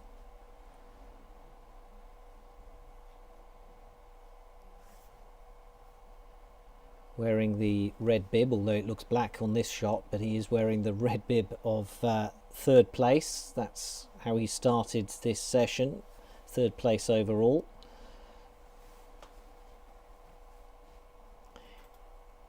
He was only about 3 points off the lead, so I think we may see him, if there's one more race after this, he's top of the leaderboard, I suspect now, on current standings. So Tomasi trying to chase him down, but dropping back. Yeah, on yellow bib. The yellow bib behind. Again, more confidence for Thomas. Another bullet, another good score under his belt. He's definitely on fire. He probably really liked the condition. He's not making any mistake. Great start. Yeah. Always clear. Great tack and jibe. So a good race once again from Thomas Proust of France, who crosses the finish line for yet another win in the World Cup. Until this morning, he'd never won a race, and now look at him. He's got a handful of them. Tomasi second, Ratotti third, and another good result for Ratotti. And also Mathis Guillot fourth, Gregorio Pugliese fifth, Capuzzo sixth, Nicolas Panu and Ernesto De Amicis closed the top 8 on this men gold race 11. What a race. It's gonna be tight to get into the top 10 for tomorrow. And top 9. what about Pugliese? We've seen him improve through the day and through this competition. His results have been going up and up and up. Yeah, I mean, he trained himself a lot. He was really keen to get back to competition. Last year he got some confidence in some result, up and down. The problem is he was really fast, but not consistent. I think he worked a lot on his consistency and not making mistake. He has a really good speed. He know how to race. It's just putting pieces together. So he raised his level at the end, and the ranking give him the right to continue in this mood, because he jumped into the gold on 11th place. So obviously for him it will be important to get in the top 9 to avoid the golden ticket race. Yeah. It was really tight. I mean, between the 9, 10, 11 is all in between 4 points. So it's going to be really important, the last one. Okay, so here we go. Women's race number 11. And, is Vina Pico going to get it off that start line first and then just lead all the way once again? We shall see in a few seconds. And more to the point, where is Maddalena Spanu? Is she even in the fleet here? She should wear the blue bib. Yeah, I can somewhere. see a green bib there Green, of red. Izet Segura. The race is go. And I think that's Pico, the top of the shot with the red wing. We've got Izet Segura in the middle of the picture there. Jana Lee again getting another good start. I don't see Maddalena. Maddalena will be wearing the blue bib, but we don't see it on our screens. And unfortunately, I can't. I've lost my tracker at the moment here. But thankfully, look, it's on the screen, so I don't see Spanu there. So I don't think she's racing, which is it's worrying, because that suggests either a major breakage to her equipment or some form of injury. I mean, we didn't get any messages if it was an injury, so I would really love to hear that, but I can't see her for sure racing into the course. Okay. So it's a repeat of the previous race, a cat and mouse race between Vina Pico and Jana Lee, the two 16-year-olds in the women's fleet, with Izet Segura doing her best to try and stay in touch with those teenagers. And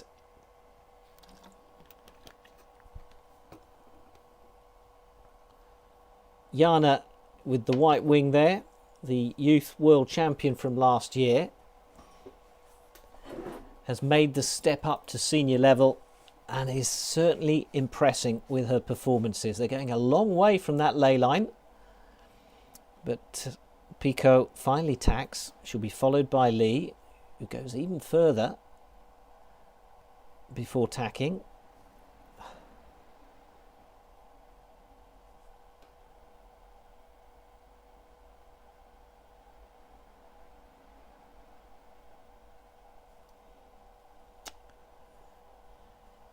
So, first mark, the top mark for our leader, Vaina Pico.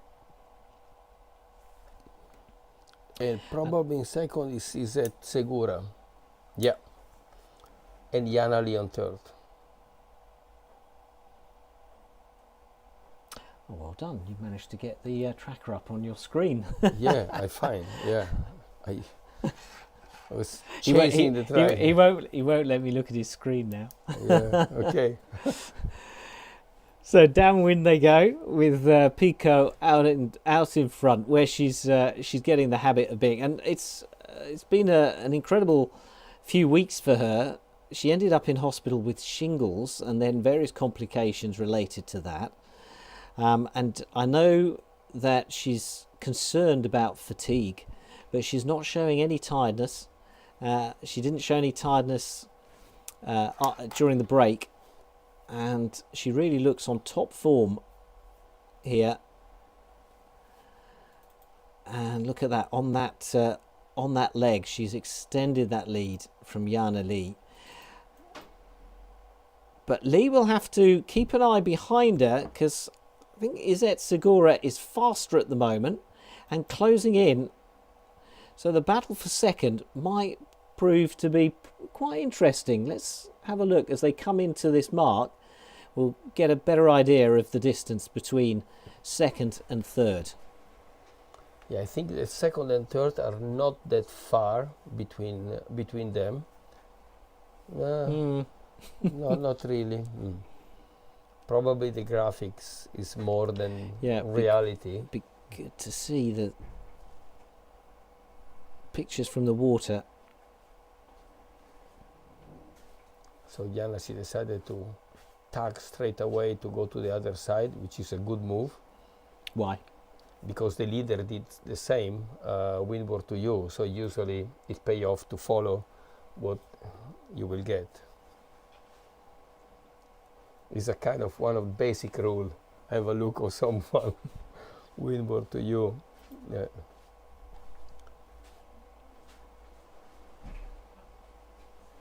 Yeah.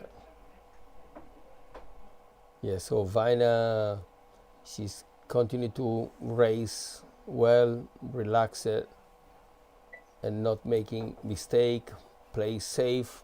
She take her space on over the ley line. So couple of meters more than the ley line, she will tack really soon, I guess.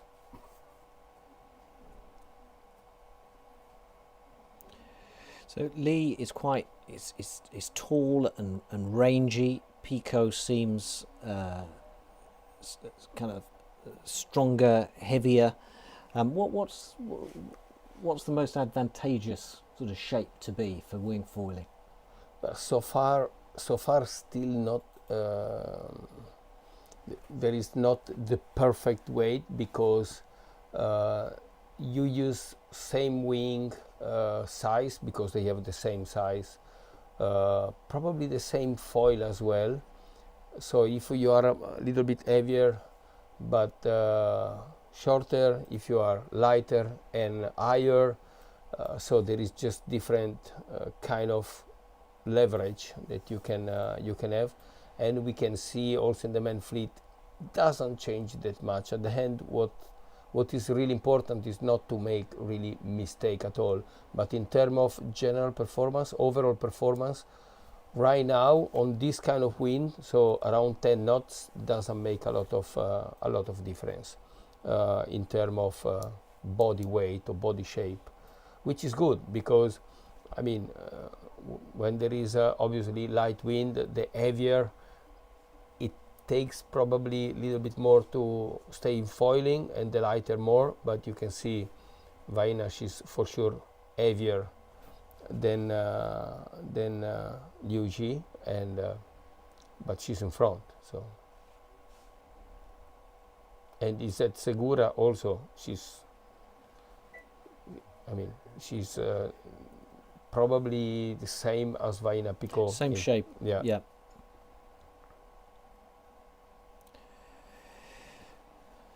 So we're on the second upwind leg with Vaina Pico going well out in front. Now behind her, it is still Jana Lee in second, Izzet Segura in third.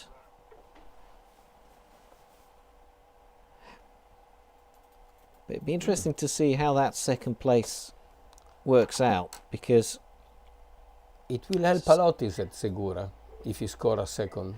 I think she needs it to boost her confidence right now.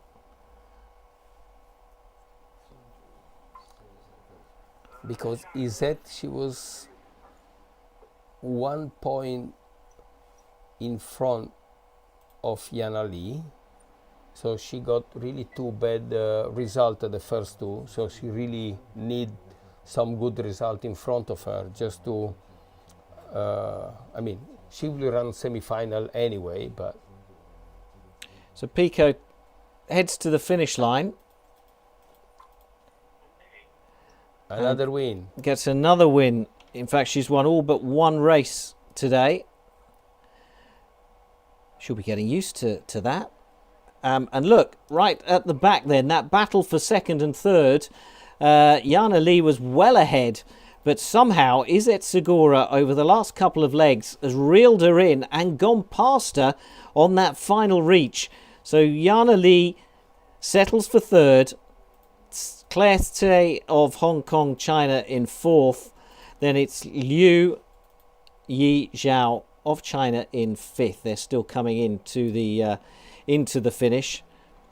And no racing there for Maddalena Spanu, our defending champion. Yeah, let's see if they manage to have another race. The wind's still okay, around 10 knots, so for sure the wind will play until the end and helps to have all the race in,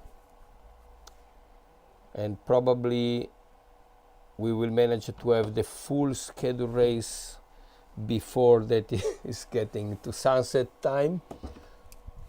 But so what's the time now here locally? It is 5:30. We'd normally be wrapped up by now. Sunset is in 45 minutes. Yeah. So I guess the there is another round. Yeah. The race officer will be trying to work out, can they get them away in time, and we think they probably can. Yeah.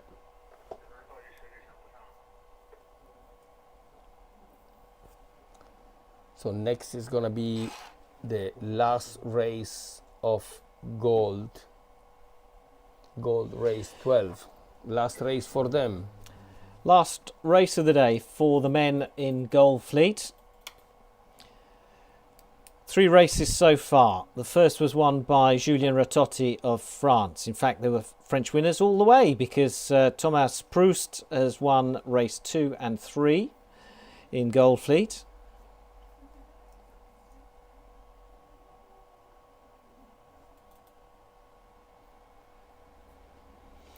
So here we go.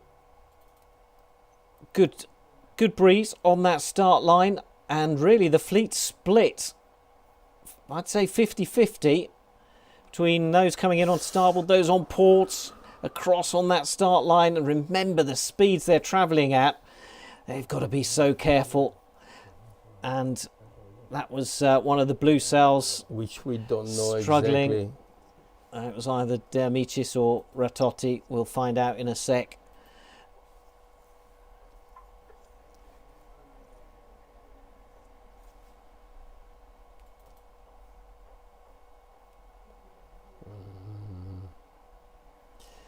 So Right, going on the left of the screen, Thomas Proust out in front again. It was So Ratotti. it was Ratotti that had that problem just off the start. I think he was trying to avoid another board. So Capuzzo hits that ley line in the lead. Proust to his left, Kamil Maniewski. So the usual names, our leaders out in front in the early stages of this race.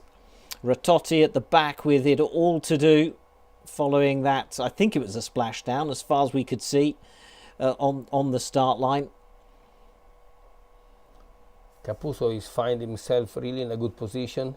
Obviously, he's behind Thomas Proust, but he can go faster now with a different angle. But Ale Tomasi and Mathis Guillot, they are just straight behind Proust.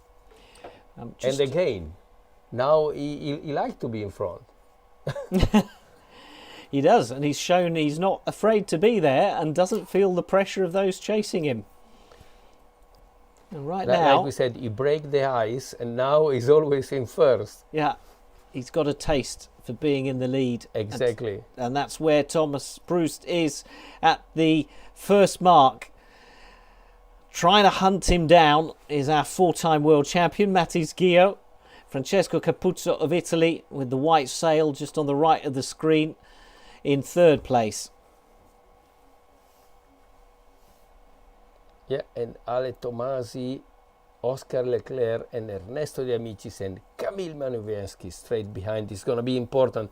The first downwind legs is, let's say, the part of the course where you can still gain because you are close to each other, and one puff, one pump, one waves, it helps to overtake the one in front. So they are really close, all of them. Ale Tomasi again is playing all the time in the center of the course. Try to stay clear. He's always the first one that jibe to the other side. Well, yeah. If there's something we've learned is we've had plenty of overtaking, we've had plenty of lead changes today, and it's not over till it's over. And Thomas Proust still has it all to do. I think he had it easier in the previous race. He'd already built up a much bigger lead by this stage. Yeah, now he doesn't have a lot of lead. Probably 50-60 meter. Yeah.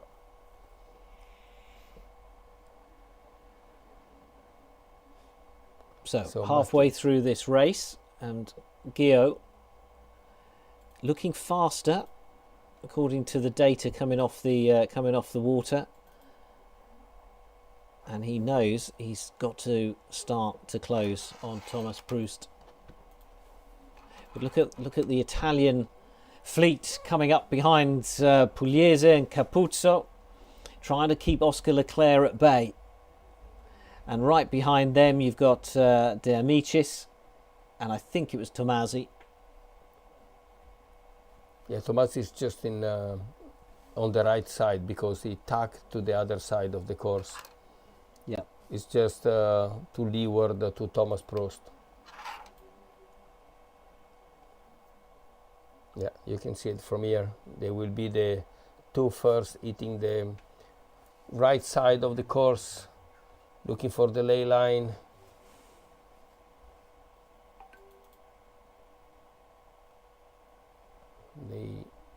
They will tack pretty soon. So Proust goes first. Tomasi will be keeping an eye on him. Tomasi, who finished second behind Proust in the last race.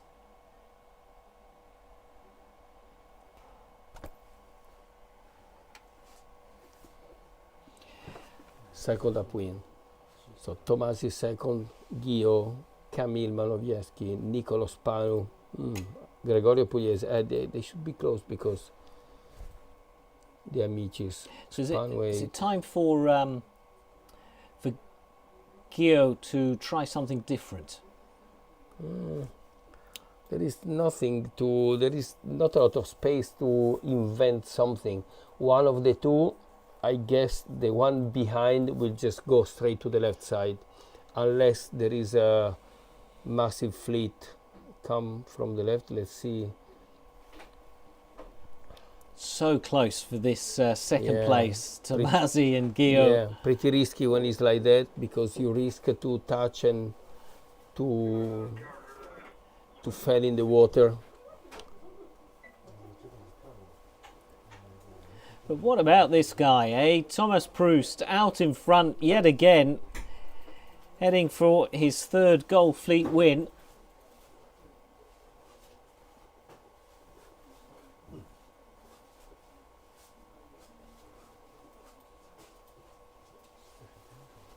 Look at the comeback from Yeah, Ratotti. Julien Ratotti. Wow, that's impressive.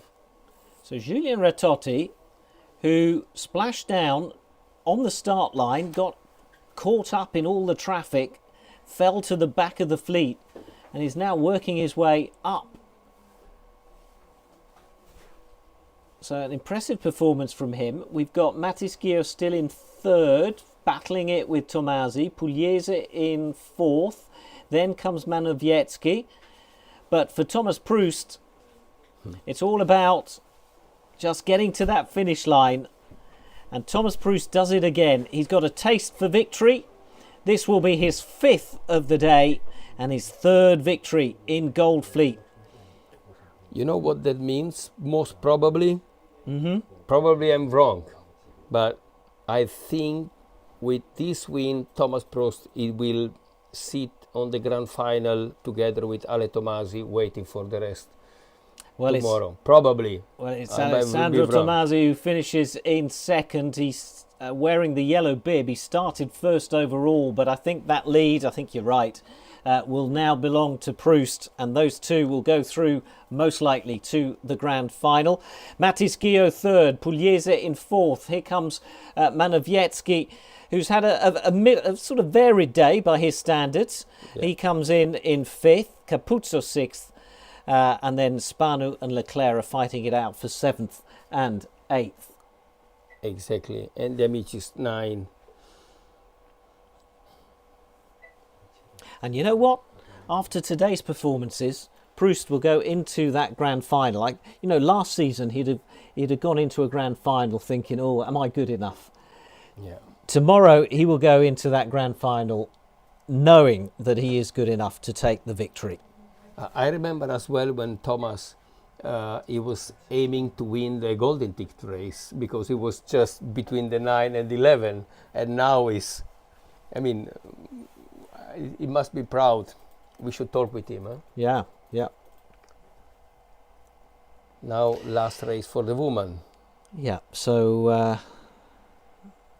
that's our principal race officer, just looking around, waiting to set up race 12 for the women. Now, so our leaders are across the start line. That'll be Pico, Vina Pico, heading off to the right-hand side. The rest keeping their distance, but we've seen that before. So Segura, Liu, and Li heading to the left. So, and again, there is no. I was hearing from the water, and I read what you want into this, and we'll have to get it confirmed from Maddalena. But Maddalena Spanu, we haven't seen competing in The last 3 races. in the last 3 races. Apparently, she was struggling to foil in the first couple of races. But yeah, then well, she just disappeared. yeah, And so- probably it must be a failure somewhere, probably equipment Yeah. or something like that. well, we will bring you that story tonight on our social media channels and in commentary tomorrow when we go live. But right now, Pico is doing what she's been doing all day, heading off to that right ley line, out in front. But we have another interesting battle between Izet Segura and Jana Lee in second and third place. Segura won the battle between them in the previous race. Who's going to come out on top this time? It's going to be really important for Segura if she can score another second. She started the day in third overall. Yeah, but 7 points behind Maddalena Spano, which let's see what's happened with the 3 discard played. Because, I mean, she played the card of the 3 discard and keep the 5th and the 3rd that she discarded before. So she doesn't change a lot his score, but probably she will not sit on the top 2. We need to see really the counting until the last. It might be the result. It might be just about points, 1 or 2.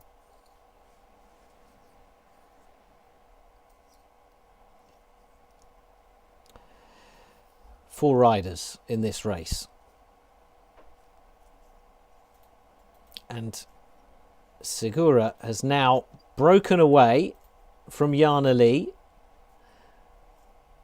So the second half of that first leg has seen the Spaniard begin to gain an advantage. But can she hold on to it? Yeah. She will need to do an extra tack, an extra 2 tack, because she decided to tack earlier than all the way to the lane line. Probably she see more wind. She saw more wind on the left side, on the center of the course, just to play safe.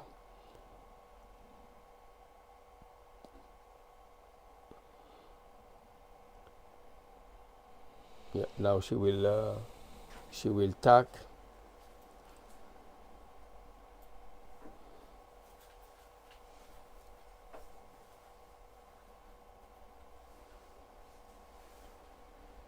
And again, yep, slightly. Well, you can see how the wind is changing. Again, second upwind after the jibe. Yeah. So we're halfway through this race. Yeah. And I was just waiting to see the 2nd and 3rd come round that mark. Hey, Jana Lee, she's in front. She is. So as we've seen before, that battle is constantly changing. Lee took 2nd place in race 2 of this afternoon's session. Segura took it in the previous race. Vina Pico clear out in front. We don't need to get distracted by that other wing there.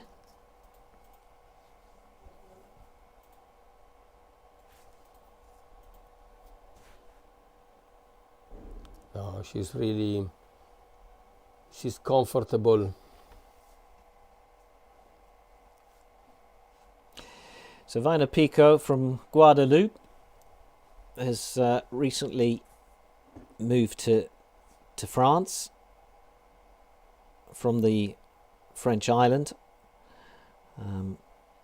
just to make it easier to travel around and to train. Yeah, it's a big move. It's a big move when you're 16 years old. Yeah, and it shows determination, dedication, and the parents that they have a clear vision as well, because you can't do it alone. So it's a kind of family vision, which again is even difficult in terms of decision, I must say, and organization. And the interesting thing about Jana Lee, who's still holding that 2nd place, also 16 years old. I said, well, where are you from? Where do you live? And she said, well, I just live around the world, really. I spend my whole time travelling, because she also has a sister that competes in on the kite circuit, and is often they're travelling with each other, or they're at different events. So one parent or another is always travelling with one or other of the siblings. Yeah, really good story to tell.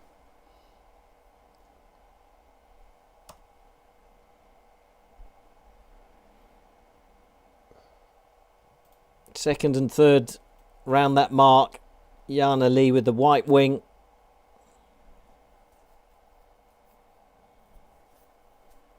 I think it was somebody close to. You think that was Viner? Oh, yeah, I think with the red value, she's Viner. That's for sure.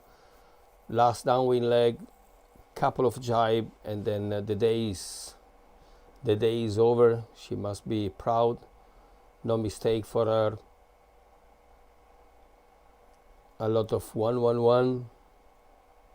Make sure that she will start the medal series tomorrow wearing the yellow bib. Great confidence.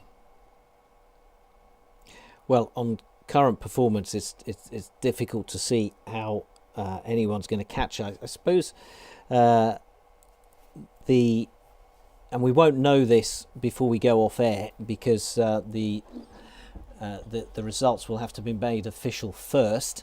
But you know, will Maddalena Spanu still manage to make the grand final with a bullet to her name, or is she going to have to win through the semi-final? Because the leading two overall will go into the grand final with a bullet each, meaning that they only have to win one race to take the title here in Hong Kong. Yes, it's important to see at the end, as you said, the result, because it was 6 points different between the second and the third, and between Isette and Maddalena. So really depends on the discard and which kind of position they will. Maddalena will not discard, because she will discard the 3 races that she didn't race. And we have to count the extra point. So Viner Pico crosses the finish line for her 6th victory of the day, and that will mean she goes straight through to tomorrow's grand final with a bullet to her name, and we'll have to wait for the official results and points to be worked out to find out who will join her in that grand final, also with a bullet to their name.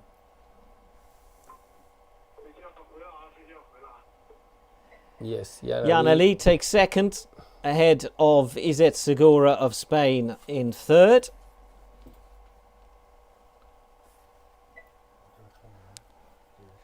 And Maddalena Spanu, we don't see her. We don't see her. All sorts of problems for her. So rather she lost his track and we didn't see her crossing the finish line, or well, we didn't see her on the course. Yeah, no, so.